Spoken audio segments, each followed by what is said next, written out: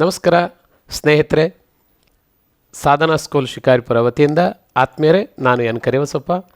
ದ್ವಿತೀಯ ಭಾಷೆ ಕನ್ನಡಕ್ಕೆ ಸಮಪಟ್ಟಿರುವಂಥ ತರಗತಿಗಳನ್ನು ನಮ್ಮ ಸಾಧನಾ ಸ್ಕೂಲ್ ಅಕಾಡೆಮಿಯಿಂದ, ನಮ್ಮ ಸಾಧನಾ ಅಕಾಡೆಮಿಯಿಂದ ನಿಮಗೆ ಇದರ ಪರಿಚಯವನ್ನು ಮಾಡಿಸ್ತಾ ಬರ್ತಾ ಇದ್ದೀವಿ.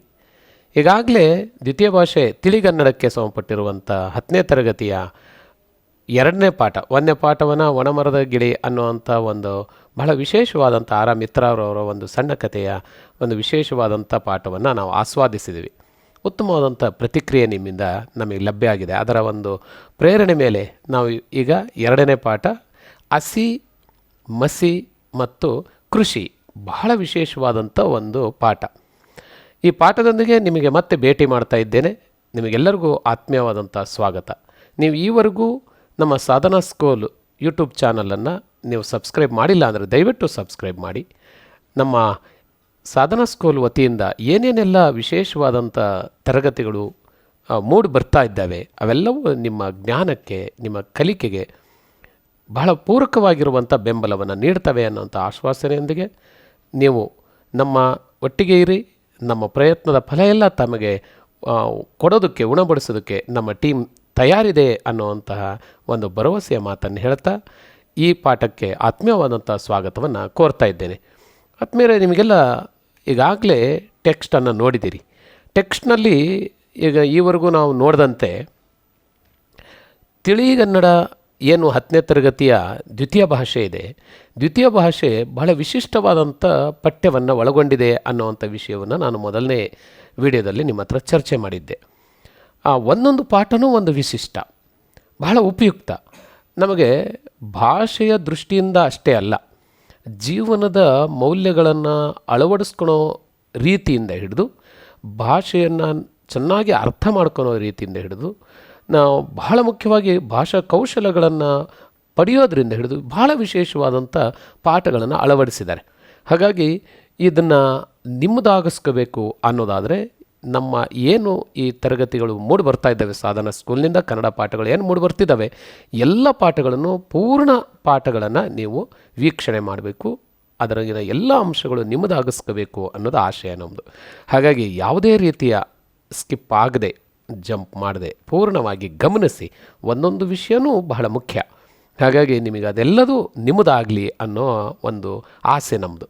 ಹಾಗಾಗಿ ಈ ಪಾಠ ಬಹಳ ವಿಶಿಷ್ಟವಾದಂಥ ಒಬ್ಬ ವ್ಯಕ್ತಿ, ಶ್ರೀ ಪಂಡಿತಾರಾಧ್ಯ ಶಿವಾಚಾರ್ಯ ಸ್ವಾಮಿಗಳು. ಇವರು ಆಧ್ಯಾತ್ಮಿಕದಲ್ಲಿ ಎಷ್ಟು ಎತ್ತರಕ್ಕೆ ಏರಿದಾರೋ, ಹಾಗೆಯೇ ಸಾಮಾಜಿಕ ಕಳಕಳಿಯಲ್ಲೂ ಸಹಿತ ಅಷ್ಟೇ ಎತ್ತರದ ಚಿಂತನೆಯನ್ನು ಉಳ್ಳಂಥ ಒಂದು ಅಪರೂಪದ ವ್ಯಕ್ತಿ. ಹಾಗಾಗಿ ಇವರ ಎಲ್ಲ ಕೃತಿಗಳು ಬಹಳ ವಿಶೇಷ. ಅವರ ಒಂದು ಪರಿಚಯ ನಮ್ಮ ವಿದ್ಯಾರ್ಥಿಗಳಿಗೆ ಆಗಬೇಕು, ನಮ್ಮ ಶಾಲಾ ಶಿಕ್ಷಣದ ವ್ಯವಸ್ಥೆಯಲ್ಲಿ ಅದು ಪರಿಚಯ ಆಗಬೇಕು ಅನ್ನೋಂಥ ಹಿನ್ನೆಲೆಯಲ್ಲಿ ಏನು ಪಠ್ಯಪುಸ್ತಕ ತಯಾರಿಕಾ ಸಮಿತಿಯವರು ಈ ಒಂದು ಶ್ರೀ ಪಂಡಿತಾರಾಧ್ಯ ಶಿವಾಚಾರ್ಯ ಸ್ವಾಮಿಗಳ ಬಹಳ ವಿಶಿಷ್ಟವಾದಂಥ ಒಂದು ಪ್ರಬಂಧ ಲೇಖನ, ಒಂದು ವೈಚಾರಿಕ ಪ್ರಬಂಧ ಲೇಖನ, ವ್ಯಕ್ತಿತ್ವ ಅಂಥೇಳಿ, ಅದರಿಂದ ಆ ಕೃತಿಯಿಂದ ಆಯ್ಕೆ ಮಾಡಿ ಈ ಪಾಠವನ್ನು ಇಟ್ಟಿದ್ದಾರೆ.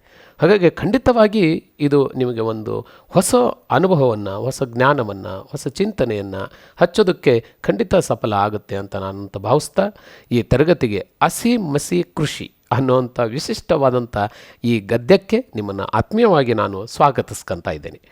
ನೋಡಿ, ಈ ಪಾಠದಲ್ಲಿ ಹಾಗಿದ್ದರೆ ಏನೆಲ್ಲ ವಿಷಯಗಳನ್ನು ನಾವು ಚರ್ಚೆ ಮಾಡ್ತೀವಿ, ಇಡೀ ಪಾಠ ಏನು ಈ ವಿಡಿಯೋ ಇದೆ ಇದರಲ್ಲಿ ಏನೆಲ್ಲ ವಿಷಯಗಳನ್ನು ಚರ್ಚೆ ಮಾಡ್ತೀವಿ ಅಂತಂದರೆ, ಪ್ರಬಂಧ ಸಾಹಿತ್ಯದ ಪರಿಚಯ ಮಾಡ್ಕೊತೀವಿ. ಬಹಳ ಮುಖ್ಯವಾಗಿ ಆ ಪ್ರಬಂಧ ಸಾಹಿತ್ಯ ಅಂದ್ರೇನು, ಯಾವ್ಯಾವ ರೀತಿಯ ಪ್ರಬಂಧ ಸಾಹಿತ್ಯಗಳಿದ್ದಾವೆ, ಮತ್ತು ಪ್ರಬಂಧ ಸಾಹಿತ್ಯವನ್ನು, ವೈಚಾರಿಕವಾಗಿರುವಂಥ ಪ್ರಬಂಧ ಸಾಹಿತ್ಯವನ್ನು ನಮ್ಮ ಕನ್ನಡದ ಯಾವ ಮೇರು ಲೇಖಕರು ಇದನ್ನು ತಮ್ಮ ಲೇಖನಿಯಿಂದ ಇದನ್ನು ಹೆಚ್ಚು ಸತ್ವಯುತವಾಗಿ ಮಾಡಿದ್ದಾರೆ ಅನ್ನೋದನ್ನು ನಾವು ಪರಿಚಯ ಮಾಡ್ಕೊತೀವಿ. ಅದರ ಜೊತೆಯಲ್ಲಿ ಈ ಕೃತಿಯನ್ನು ನಮಗೇನು ಪರಿಚಯಿಸಿದ್ದಾರೆ ಆ ಲೇಖಕರ ಪರಿಚಯ ಮಾಡ್ಕೊತೀವಿ. ಅದ್ರ ಜೊತೆಯಲ್ಲಿ ಹಸಿ ಮಸಿ ಕೃಷಿ ಹಂಗಂದ್ರೆ ಏನು, ಆ ಪಾಠದ ಆಶಯ ಏನು ಅನ್ನೋದನ್ನು ಗಮನಿಸ್ತೀವಿ. ಆ ಪಾಠ ಏನಿಟ್ಟಿದ್ದಾರೆ, ಯಾವ ಉದ್ದೇಶದಿಂದ ಈ ಪಾಠವನ್ನು ನಮಗೆ ಪಠ್ಯಪುಸ್ತಕದಲ್ಲಿ ಸೇರಿಸಿದ್ದಾರೆ, ನಮ್ಮ ಏನು ಈ ವಿದ್ಯಾರ್ಥಿಗಳಷ್ಟೇ ಅಲ್ಲ, ನಮ್ಮ ಗುರುವೃಂದದವರು ಸಹಿತ ಈ ವಿಡಿಯೋನ ಗಮನಿಸ್ತಾ ಇರ್ತೀರಿ. ಹಾಗಾಗಿ ಪಾಠ ಮಾಡಬೇಕಾದ್ರೆ ಯಾವ ಯಾವ ದೃಷ್ಟಿಕೋನ ಇಟ್ಕೊಂಡು ಈ ಪಾಠವನ್ನು ಮಾಡಬೇಕು ಅನ್ನೋದು ಬಹಳ ಮುಖ್ಯವಾಗಿ ಬೇಕಾಗುತ್ತೆ.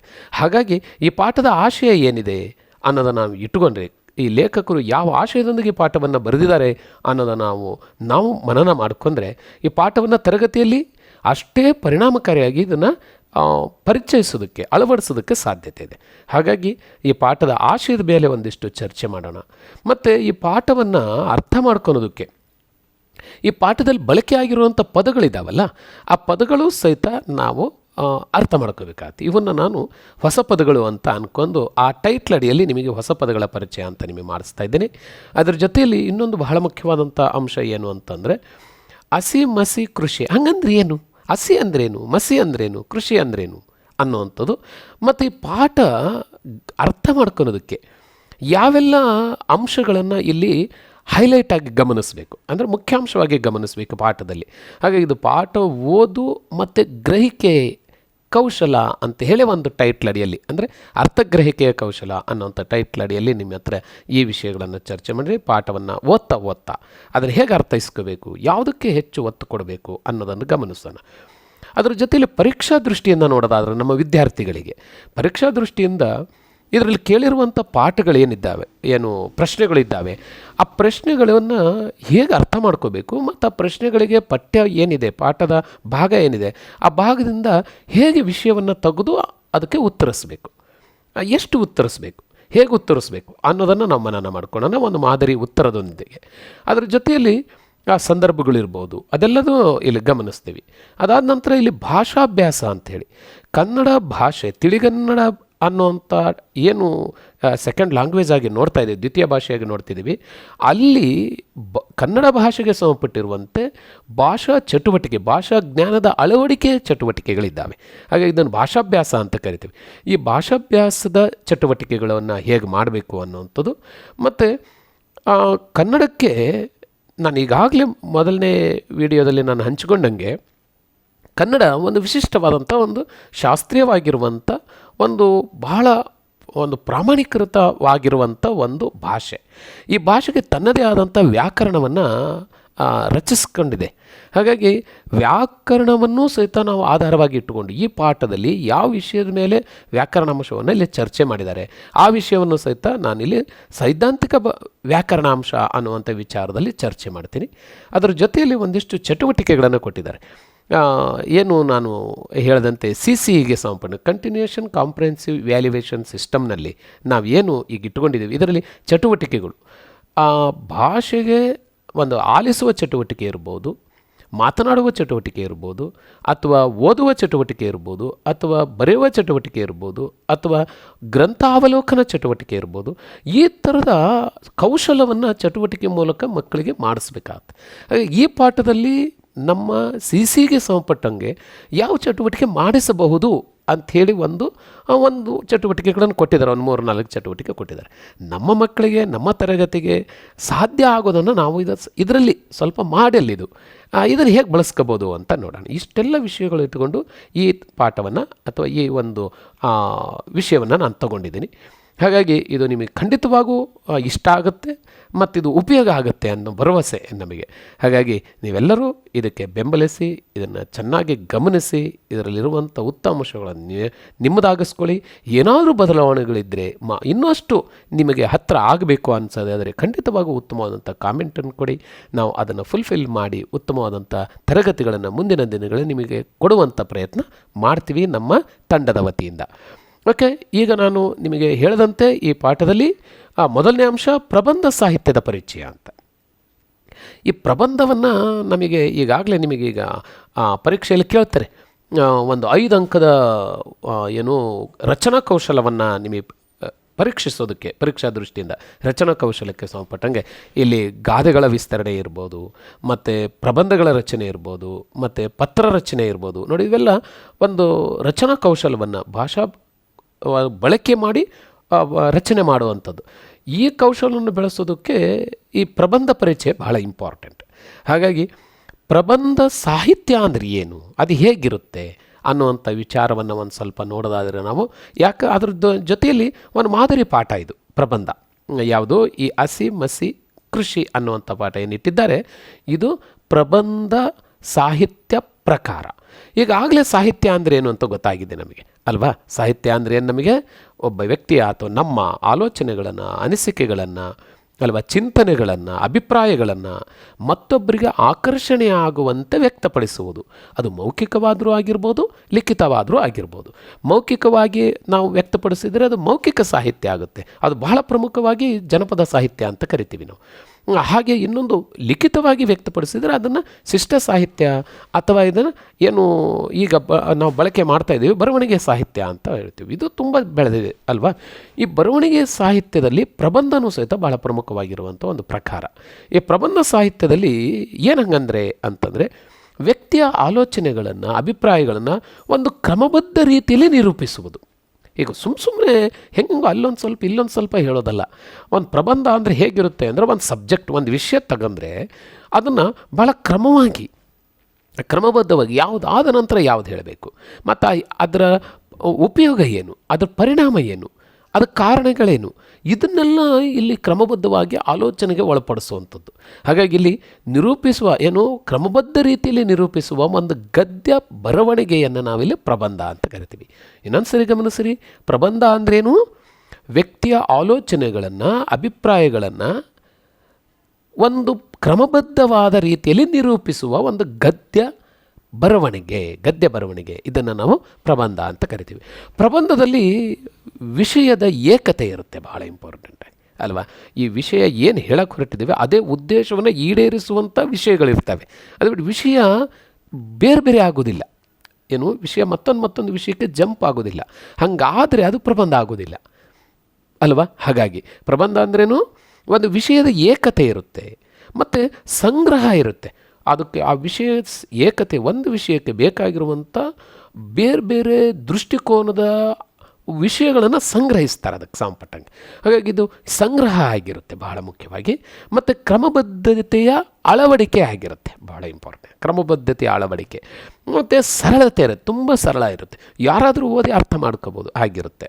ಮತ್ತು ವಿಷಯದ ತಾರ್ಕಿಕ ಜೋಡಣೆ ಇರುತ್ತೆ, ಇಲ್ಲಿ ತರ್ಕ ಇರುತ್ತೆ, ಯಾವ್ದು ಸರಿ ಯಾಕೆ ಸರಿ ಅನ್ನೋವಂಥದ್ದು, ಯಾವ್ದು ಸರಿ ಯಾಕೆ ಸರಿ, ಇದು ತರ್ಕ ಅಂತ ಕರಿತೀವಿ. ಯಾಕೆ ಅನ್ನೋದಕ್ಕೆ ಉತ್ತರ ಕೊಡಬೇಕು ಅಲ್ವಾ, ಇದು ತರ್ಕ ಅಂತ ಕರಿತೀವಿ. ಹಾಗೆ ತಾರ್ಕಿಕ ಜೋಡಣೆ ಇರುತ್ತೆ ಇದು. ಹಾಗಾಗಿ ಇಂಥದನ್ನು ನಾವು ಪ್ರಬಂಧ ಅಂತ ಕರಿತೀವಿ. ನೋಡಿ, ಇನ್ನೊಂದು ಪ್ರಬಂಧಗಳನ್ನು ಬಹಳ ಮುಖ್ಯವಾಗಿ ಎಷ್ಟು ರೀತಿಯಲ್ಲಿ ವಿಂಗಡಿಸ್ಬೋದು ಅಂದರೆ, ವೈಚಾರಿಕ ಪ್ರಬಂಧಗಳು ಭಾಳ ಪ್ರಮುಖವಾಗಿ ಇವತ್ತಿನ ಸಾಹಿತ್ಯದಲ್ಲಿ ಪ್ರಭಾವಿ ಸಾಹಿತ್ಯವಾಗಿ ಬೆಳೀತಾ ಇದೆ. ವೈಚಾರಿಕ ಪ್ರಬಂಧಗಳು ಎಲ್ಲ ವಿಷಯಗಳನ್ನು ತರ್ಕಬದ್ಧವಾಗಿ, ವೈಜ್ಞಾನಿಕವಾಗಿ, ವಿಚಾರ ಮಂಥನದಿಂದ ಒಂದು ಮಂಡನೆ ಮಾಡುವಂಥದ್ದು, ಇದನ್ನು ವೈಚಾರಿಕ ಪ್ರಬಂಧ ಅಂತ ಕರಿತೀವಿ.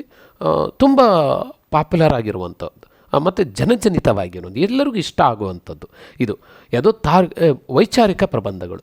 ಮತ್ತೊಂದು ಥರದ ಪ್ರಬಂಧಗಳು ವಿಮರ್ಶಾತ್ಮಕ ಪ್ರಬಂಧಗಳು ಅಂತ. ಇದು ಒಂದು ಹಂತದ ಜನಕ್ಕೆ ಮಾತ್ರ ತಲುಪುತ್ತೆ. ಈಗ ಏನೋ ಒಂದು ವಿಷಯ ಕೊಟ್ಟು ಅಥವಾ ಒಂದು ಕೃತಿ ಕೊಟ್ಟು ಅದನ್ನು ವಿಮರ್ಶಾತ್ಮಕವಾಗಿ ನೋಡೋದಿದೆಯಲ್ಲ, ಅದು ಎಲ್ಲರಿಗೂ ಇಷ್ಟ ಆಗೋದಿಲ್ಲ. ಅದು ಸ್ವಲ್ಪ ವಿದ್ವತ್ ಇರುವಂಥವರಿಗೆ, ವಿಮರ್ಶಾತ್ಮಕವಾಗಿ ನೋಡುವಂಥವರಿಗೆ ಅದು ಉಪಯೋಗ ಆಗುತ್ತೆ. ಈ ಸಾಹಿತ್ಯನೂ ಸಹಿತ ಈ ಥರದ ಪ್ರಬಂಧನೂ ತುಂಬ ಇದೆ. ಮತ್ತು ಬಹಳ ಅಗತ್ಯವಾಗಿರುವಂಥ ಪ್ರಬಂಧ ಶೈಲಿ ಇದು ವಿಮರ್ಶಾತ್ಮಕ ಪ್ರಬಂಧಗಳು ಅಂತ. ಮತ್ತೊಂದು ಹಾಸ್ಯವನ್ನು ಉಂಟು ಮಾಡುವಂಥ ಹಾಸ್ಯಾತ್ಮಕ ಪ್ರಬಂಧಗಳು ಅಂತ ಕರಿತೀವಿ. ಹಾಸ್ಯದ ವಿಷಯಗಳನ್ನೇ ಇಲ್ಲಿ ಈಗ ಉದಾಹರಣೆಗೆ ಇಲ್ಲಿ ಇದನ್ನು ನೋಡ್ತೀವಿ ನಾವು, ಸುಂಕಾಪುರ ಅನ್ನುವಂಥ ಒಂದು ಒಳ್ಳೆಯ ಲೇಖಕರಿದ್ದಾರೆ. ಅವರು ಬಹಳ ಚೆಂದಾಗಿ ಹಾಸ್ಯವನ್ನು ಇಲ್ಲಿ ಪ್ರಸ್ತುತಪಡಿಸ್ತಾರೆ. ಈ ಥರದ್ದು ಈಗ ನಗೆ ಅನ್ನುವಂಥದ್ದೇ ಒಂದು ಪ್ರಬಂಧ ಬಹಳ ಚೆನ್ನಾಗಿ ಬರೆದಿದ್ದಾರೆ ಒಬ್ಬ ಲೇಖಕರು. ನಗೆ ಅನ್ನೋದೇ ಒಂದು ಪ್ರಬಂಧ. ಅಕ್ಕಿ ಹೆಬ್ಬಾಳ ಮೂರ್ತಿರಾವ್ ಅಂತ ಹೇಳಿ ಬಹಳ ಚೆಂದಾಗಿ ಅವರು ಹಾಸ್ಯದ ಪ್ರಬಂಧಗಳನ್ನು ಮಂಡಿಸ್ತಾರೆ, ತುಂಬ ಚೆಂದ ಇರುತ್ತೆ. ಹೀಗೆ ಹಾಸ್ಯದ ಪ್ರಬಂಧಗಳು ತುಂಬ ಇದ್ದಾವೆ. ಹಾಗೆ ಮತ್ತೊಂದು ರೀತಿಯ ಪ್ರಬಂಧಗಳನ್ನು ನೋಡ್ತೀವಿ, ವೈಜ್ಞಾನಿಕ ಪ್ರಬಂಧಗಳು ಅಂತ, ಹಾಗೆ ಸಂಶೋಧನಾತ್ಮಕ ಪ್ರಬಂಧಗಳು ಅಂತ. ಹೀಗೆ ಇನ್ನೂ ಸುಮಾರಷ್ಟು ಪ್ರಬಂಧಗಳನ್ನು ನಾವಿಲ್ಲಿ ಗಮನಿಸ್ತಾ ಹೋಗ್ಬೋದು. ಪ್ರಬಂಧದ ವಿಧಗಳನ್ನು ಈ ರೀತಿಯಲ್ಲಿ ಗಮನಿಸ್ತಾ ಹೋಗ್ಬೋದು. ಇಲ್ಲಿ ವೈಚಾರಿಕ ಪ್ರಬಂಧ ಅಂತ ನಾನು ಈಗ ತಗೊಂಡ್ರೆ, ಯಾಕೆಂದರೆ ನಾನು ಪಾಠಕ್ಕೆ ನಿಮ್ಮನ್ನು ತಗೊಂಡು ಹೋಗ್ತಾ ಇದ್ದೇನೆ. ವೈಚಾರಿಕ ಪ್ರಬಂಧದ ಒಂದು ಕೃತಿ ಅದು. ಹಾಗಾಗಿ ವೈಚಾರಿಕ ಪ್ರಬಂಧ ಅಂದರೆ ಏನು ಅನ್ನೋದನ್ನು ನಾವು ಗಮನಿಸಬೇಕಾಗತ್ತೆ. ನೋಡಿ, ವ್ಯಕ್ತಿಯು ತನ್ನ ಅಭಿಪ್ರಾಯಗಳನ್ನು ಮತ್ತು ಅವನ್ನ ಬಲವಾದ ಪುರಾವೆಗಳನ್ನು ಆಧರಿಸಿ, ವೈಚಾರಿಕ ಪ್ರಬಂಧ ಅಂತಂದರೆ ಏನು ಅಂದರೆ ಅದು ಪುರಾವೆ ಬೇಕು, ತನ್ನ ಅಭಿಪ್ರಾಯಗಳಿಗೆ ಒಂದು ಸರಿಯಾದಂಥ ಆಧಾರಗಳನ್ನು ಕೊಡಬೇಕು, ಅದು ಪುರಾವೆಗಳು ದೃಷ್ಟಾಂತಗಳನ್ನು ಕೊಡಬೇಕು. ಅವು ಮಾತ್ರ ಅದು ದೃಢವಾಗಿ ನಿಲ್ಲುತ್ತೆ, ಮತ್ತೊಬ್ಬರಿಗೆ ಇಷ್ಟ ಆಗುತ್ತೆ, ಒಪ್ಪಿಗೆ ಆಗುತ್ತೆ. ಹಾಗಾಗಿ ವ್ಯಕ್ತಿಯು ತನ್ನ ಅಭಿಪ್ರಾಯಗಳನ್ನು ಬಲವಾದ ಪುರಾವೆಗಳನ್ನು ಆಧರಿಸಿ ತರ್ಕಬದ್ಧವಾಗಿ ವಿವರಿಸಬೇಕು. ವಿಚಾರ ಸರಣಿಯನ್ನು ವೈಚಾರಿಕ ಪ್ರಬಂಧಗಳು ಅಂತ ಕರಿತೀವಿ. ಹಾಗಾಗಿ ಇಂಥ ವೈಚಾರಿಕ ಪ್ರಬಂಧಗಳು ತುಂಬ ಇಷ್ಟ ಆಗ್ತವೆ ಜನರಿಗೆ ಅನ್ನೋದಕ್ಕೆ ನಾನು ಈ ಮಾತನ್ನು ಹೇಳಿದೆ. ಹಾಗಿದ್ದರೆ ಈ ಥರದ ಒಂದು ವೈಚಾರಿಕ ಪ್ರಬಂಧಗಳನ್ನು ಬರೆಯುವಂಥವ್ರು ಯಾರಿದ್ದಾರೆ ಅಂತ ನೋಡೋದಾದರೆ, ಈಗ ನೋಡಿದ್ವಿ ನೀವು ನಮ್ಮ ಶ್ರೀ ಪಂಡಿತಾರಾಧ್ಯ ಶಿವಾಚಾರ್ಯ ಸ್ವಾಮಿಗಳು, ಅವರು ಸಹಿತ ಬಹಳ ಉತ್ತಮವಾದಂಥ ವೈಚಾರಿಕ ಪ್ರಬಂಧವನ್ನು ಬರೆಯ. ಸಿದ್ದೇಶ್ವರ ಸ್ವಾಮಿಗಳು ಬರೆದಿದ್ದಾರೆ, ಅವರು ಸಹಿತ ವೈಚಾರಿಕ ಪ್ರಬಂಧಗಳು. ಆಮೇಲೆ ಬಹಳ ಮುಖ್ಯವಾಗಿ ಗುರುರಾಜ್ ಕರ್ಜಗಿ ಅವರು ತುಂಬ ವೈಚಾರಿಕ ಪ್ರಬಂಧಗಳಿದ್ದಾವೆ. ಮತ್ತು ದೇವನೂರು ಮಹಾದೇವ ಅವರ ವೈಚಾರಿಕ ಪ್ರಬಂಧಗಳಿದ್ದಾವೆ. ಎಚ್ ನರಸಿಂಹಯ್ಯನವರು ತುಂಬ ವೈಚಾರಿಕವಾಗಿ ತಮ್ಮ ಬದುಕನ್ನು ಅಳವಡಿಸ್ಕೊಂಡವರು, ಸರಳ ಸಜ್ಜನಿಕೆಯ ವ್ಯಕ್ತಿ. ಅವರೂ ಸಾಕಷ್ಟು ವೈಚಾರಿಕ ಪ್ರಬಂಧಗಳನ್ನು ನೋಡ್ತೀವಿ ನಾವು. ಮತ್ತು ಎ ಆರ್ ಮಣಿಕಾಂತ್ ಅವರು ಇತ್ತೀಚಿನ ತುಂಬ ಪ್ರಭಾವಿತವಾಗಿರುವಂಥ ಒಬ್ಬ ಲೇಖಕರು ಎ ಆರ್ ಮಣಿಕಾಂತ್ ಅಲ್ವಾ, ಅವರು ವೈಚಾರಿಕ ಪ್ರಬಂಧಗಳಿದ್ದಾವೆ. ಮತ್ತು ಶ್ರೀಮತಿ ನೇಮಿಚಂದ್ರ ಅವರು ತುಂಬ ಚಂದವಾಗಿ ಅವರ ಕೃತಿಗಳನ್ನು ನೋಡ್ತೀವಿ ನಾವು. ನೇಮಿಚಂದ್ರ ಬದುಕು ಬದಲಿಸಬಹುದು, ಬಹಳ ವಿಶೇಷವಾದಂಥ ಒಂದು ಕೃತಿ ನೇಮಿಚಂದ್ರ ಅವ್ರದ್ದು. ಮತ್ತು ಪೆರುವಿನ ಪವಿತ್ರ ಕಣಿವೆಯಲ್ಲಿ ಇದು ಸಹಿತ ಒಂದು ಪ್ರವಾಸ ಕಥನ, ಆದರೂ ವೈಚಾರಿಕವಾಗಿ ಅಲ್ಲಿ ಯೋಚಿಸ್ತಾರೆ. ಬದುಕು ಬದಲಿಸಬಹುದು ತುಂಬ ಚೆಂದ ಇರುವಂಥ ಒಂದು ವೈಚಾರಿಕ ಪ್ರಬಂಧಗಳ ಒಂದು ಬಿಡಿ ಲೇಖನಗಳು, ತುಂಬ ಚೆಂದ ಇರುವಂಥ ಒಂದು ಕೃತಿ. ಹಾಗಾಗಿ ಇನ್ನೂ ಮುಂತಾದರೂ ಸಾಕಷ್ಟು ಜನ ಇದ್ದಾರೆ ಈ ಥರದ ವೈಚಾರಿಕ ಪ್ರಬಂಧಗಳನ್ನು ಬರೆಯುವಂಥ ನಮ್ಮ ಕನ್ನಡದ ಲೇಖಕರು. ಇನ್ನೊಂದು ವಿಷಯ ನಾವು ನೋಡೋದಾದರೆ, ಈ ಲೇಖಕರ ಪರಿಚಯ ಅಂತ ನೋಡ್ತಾ ಇದ್ವಿ ಅಲ್ವಾ. ಲೇಖಕರ ಪರಿಚಯದಲ್ಲಿ ನಾವು ಪಠ್ಯಕ್ಕೆ ಸಂಬಂಧಪಟ್ಟಿರುವಂತೆ ಪರಿಚಯ ಮಾಡ್ಕೊಳೋದಾದರೆ, ನಮ್ಮ ಪಂಡಿತಾರಾಧ್ಯ ಶಿವಾಚಾರ್ಯ ಸ್ವಾಮಿಗಳು ನೋಡೋದಕ್ಕೆ ಒಂದು ಆಧ್ಯಾತ್ಮಿಕ ಮೇರು ವ್ಯಕ್ತಿತ್ವ ಅಲ್ವಾ. ಆದರೂ ಅವರು ಮೌಢ್ಯರಾಗದೆ, ಮೂಢನಂಬಿಕೆಯಿಂದ ಆಧ್ಯಾತ್ಮಿಕವನ್ನು ಅಥವಾ ಈ ಧರ್ಮದ ಆಚರಣೆ ಮಾಡದೆ ವೈಚಾರಿಕವಾಗಿ ಯೋಚನೆ ಮಾಡುವಂಥ ವ್ಯಕ್ತಿತ್ವ ಇರುವಂಥವ್ರು ತುಂಬ ಇದ್ದಾರೆ. ಈ ಥರದ ವ್ಯಕ್ತಿತ್ವರು ತುಂಬ ಇದ್ದಾರೆ. ಅವರ ಒಂದು ಪ್ರತಿನಿಧಿಯಾಗಿ ಈ ಪಾಠದಲ್ಲಿ ಪಂಡಿತಾರಾಧ್ಯ ಶಿವಾಚಾರ್ಯ ಸ್ವಾಮಿಗಳನ್ನೇ ಇಲ್ಲಿ ಪರಿಚಯಿಸ್ತಾ ಇದ್ದಾರೆ. ಇವರು 1951ರಲ್ಲಿ ಹಾವೇರಿ ಜಿಲ್ಲೆಯ ರಾಣೆಬೆನ್ನೂರು ತಾಲೂಕಿನ ಹೆಡಿಯಾಲ ಗ್ರಾಮದಲ್ಲಿ ಇವರು ಜನಿಸ್ತಾರೆ. ಆನಂತರ ಇವರು 1977ರಲ್ಲಿ ಸಾಣೆಹಳ್ಳಿ ಶ್ರೀಮಠದ ಪಟ್ಟಾಧಿಕಾರವನ್ನು ವಹಿಸ್ಕೊತಾರೆ. ಹಾಗಾಗಿ ಇವರ ಒಂದು ಪರಿಚಯದಲ್ಲಿ ಬಹಳ ಮುಖ್ಯವಾಗಿ ಎರಡೂ ಆಶ್ರಮಗಳು, ಅಂದರೆ ಇವರು ಪೂರ್ವಾಶ್ರಮ ಮತ್ತು ಮಠಾಧೀಶರಾಗಿ ಒಂದು ಜವಾಬ್ದಾರಿ ವಹಿಸ್ಕೊಂಡಂಥ ಆಶ್ರಮ, ಎರಡನ್ನೂ ನಾವು ಇಲ್ಲಿ ಗಮನಿಸಬೇಕಾಗತ್ತೆ. ಮತ್ತು ಇವರು ಬರೆದಂಥ ಕೃತಿಗಳು ಯಾವ್ಯಾವು ಅಂತ ನೋಡೋದಾದರೆ, ಇವರು ಜೀವನ ದರ್ಶನ ಬಹಳ ವಿಶೇಷವಾದಂಥ ಕೃತಿ, ಮತ್ತು ಕೈದೀವಿಗೆ ಅನ್ನುವಂಥ ಒಂದು ಕೃತಿ, ಹುಟ್ಟು ಸಾವುಗಳ ಮಧ್ಯೆ ಎಷ್ಟು ಚೆಂದ ಇದೆ ಕೃತಿ. ಹುಟ್ಟುವುದು ಮತ್ತು ಸಾವು ಇವೆರಡರ ನಡುವಿನ ನಮ್ಮ ಬದುಕು ಎಷ್ಟು ಮಟ್ಟಿಗೆ ಪಕ್ವವಾಗಿರಬೇಕು, ಫಲಪ್ರದವಾಗಿರಬೇಕು ಅನ್ನುವಂಥದ್ದು. ಹಾಗೆ ಸಮಾಧಿಯ ಮೇಲೆ ಅನ್ನುವಂಥ ಕೃತಿ, ಮತ್ತು ಕಾಯಕ ದಾಸೋಹ ಅನ್ನುವಂಥ ಕೃತಿ, ಪ್ರಳಯ ಮುಂದೇನು ಅನ್ನುವಂಥ ಕೃತಿ ಎಷ್ಟು ಚೆಂದ ಇದ್ದಾವೆ. ಆ ಟೈಟ್ಲೇ ನಮ್ಮನ್ನು ವೈಚಾರಿಕವಾಗಿ ಯೋಚಿಸುವಂತೆ ನಮ್ಮನ್ನು ಆಕರ್ಷಿಸ್ತವೆ. ಮತ್ತು ಸುಖ ಎಲ್ಲಿದೆ ಅನ್ನುವಂಥ ಒಂದು ಕೃತಿ, ಅರಿವಿನ ಅಂತರಾಳ ಅನ್ನುವಂಥ ಕೃತಿ, ಬಸವ ಧರ್ಮ ಅಂತ ಇತ್ಯಾದಿ 60ಕ್ಕೂ ಹೆಚ್ಚು ಅತ್ಯಂತ ಮೌಲ್ಯಯುತ ಕೃತಿಗಳನ್ನು ಇವರು ವೈಚಾರಿಕವಾಗಿರುವಂಥ ಕೃತಿಗಳನ್ನು ರಚಿಸಿ ಕನ್ನಡ ಸಾಹಿತ್ಯಕ್ಕೆ ಒಂದು ವಿಶಿಷ್ಟವಾದಂಥ ಒಂದು ಕೊಡುಗೆಯನ್ನು ಕೊಟ್ಟಿದ್ದಾರೆ. ಹಾಗೆ ಇವರ ಇನ್ನೊಂದು ವಿಶೇಷವಾದಂಥ ಒಂದಿಷ್ಟು ಕೊಡುಗೆ ಅಂತಂದರೆ ಅಂತರಂಗ ಬಹಿರಂಗ ಅನ್ನುವಂಥ ಒಂದು ಕೃತಿ, ಸ್ವಾಮಿ ವಿವೇಕಾನಂದ ಅನ್ನೋದು, ಮತ್ತೊಂದು ಜಂಗಮದೆಡೆಗೆ ಅನ್ನೋದು, ಅಂಕುಶ ಅಂತ ಇವರ ನಾಟಕಗಳು ಬಹಳ ವಿಶೇಷವಾದಂಥ ನಾಟಕ ಶೈಲಿ ಇವ್ರದ್ದು. ನಾಟಕದಲ್ಲೂ ತುಂಬ ಒಂದು ಹೆಸರನ್ನು, ಒಂದು ಕೆಲಸವನ್ನು, ಒಂದು ಸಾಧನೆಯನ್ನು ಮಾಡಿದಂಥ ಒಬ್ಬ ಅಪರೂಪದ ಲೇಖಕರು. ಇವರ ಶಿವಾನುಭವ ಅನ್ನುವಂಥ ಒಂದು ಪ್ರವಾಸ ಕಥನ ಸಹಿತ ಇವರ ಲೇಖನಿಯಿಂದ ಮೂಡಿಬಂದಿದೆ ಅನ್ನೋದನ್ನು ನಾವಿಲ್ಲಿ ಗಮನಿಸಬೇಕಾಗುತ್ತೆ. ಇವರ ಈ ಸಾಹಿತ್ಯದ ಕೊಡುಗೆಯನ್ನು, ಇವರ ಸೇವೆಯನ್ನು ಸ್ಮರಿಸಿದಂಥ ನಮ್ಮ ನಾಡು, ನಮ್ಮ ಸಮಾಜ ಇವರಿಗೆ ಕರ್ನಾಟಕ ನಾಟಕ ಅಕಾಡೆಮಿಯಿಂದ ಗೌರವ ಫೆಲೋಶಿಪ್ಪನ್ನು ಕೊಟ್ಟು ಗೌರವಿಸಿದೆ. ಕರ್ನಾಟಕ ಸರ್ಕಾರದ ರಾಜ್ಯೋತ್ಸವ ಪ್ರಶಸ್ತಿ ಕೊಟ್ಟು ಇವರನ್ನು ಕೊಂಡಾಡಿದೆ, ಗೌರವಿಸಿದೆ. ಹಾಗೆ ಕುವೆಂಪು ವಿಶ್ವವಿದ್ಯಾಲಯದ ಗೌರವ ಡಾಕ್ಟರೇಟನ್ನು ಇವರಿಗೆ ಪ್ರದಾನ ಮಾಡಿದೆ. ಹಾಗೆ ಅಂತಾರಾಷ್ಟ್ರೀಯ ರೋಟ್ರಿ ಸಂಸ್ಥೆಯು ಪಾಲ್ ಹ್ಯಾರಿಸ್ ಅನ್ನುವಂಥ ಒಂದು ಪ್ರಶಸ್ತಿಯನ್ನು ನೀಡಿ ಇವರಿಗೆ ಗೌರವಿಸಿದ್ದಾರೆ. ಆ, ಇಷ್ಟು ಅವರಿಗೆ ಗೌರವ ಸನ್ಮಾನಗಳು, ಇದಕ್ಕಿಂತ ಹೆಚ್ಚು ಗೌರವ ಸನ್ಮಾನಗಳು ಲಭಿಸಿದ್ದಾವೆ.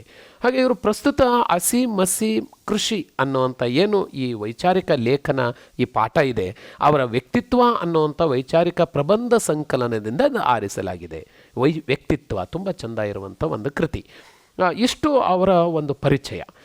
ಇನ್ನೊಂದು ನಾವು ಮುಂದಿನ ಅಂಶ ನೋಡೋದಾದರೆ, ಹಸಿ ಮಸಿ ಕೃಷಿ ಅನ್ನುವಂಥ ಪಾಠ ಏನಿದೆ ಅದರ ಆಶಯ ಏನು, ಯಾಕಾಗಿ ಈ ಪಾಠ ಬರೆದಿದ್ದಾರೆ, ಮತ್ತು ಈ ಪಾಠದಲ್ಲಿ ಯಾವ ವಿಷಯದ ಬಗ್ಗೆ ತಮ್ಮ ಕಳಕಳಿಯನ್ನು ವ್ಯಕ್ತಪಡಿಸಿದ್ದಾರೆ, ಮತ್ತು ಜನಸಾಮಾನ್ಯರ ಅಥವಾ ಇಡೀ ಸಮಾಜದ ದೃಷ್ಟಿಯನ್ನು ಅಥವಾ ಮನಸ್ಸನ್ನು, ಅವರ ಒಂದು ಗಮನವನ್ನು ಸೆಳೆಯೋದಕ್ಕೆ, ಯಾವುದ್ರ ಕಡೆಗೆ ಸೆಳೆಯೋದಕ್ಕೆ ಇಲ್ಲಿ ಪ್ರಯತ್ನಿಸಿದ್ದಾರೆ ಅನ್ನೋದನ್ನು ನೋಡೋದಾದರೆ ಅದೇ ಆಶಯದ ಅಂಶಗಳು.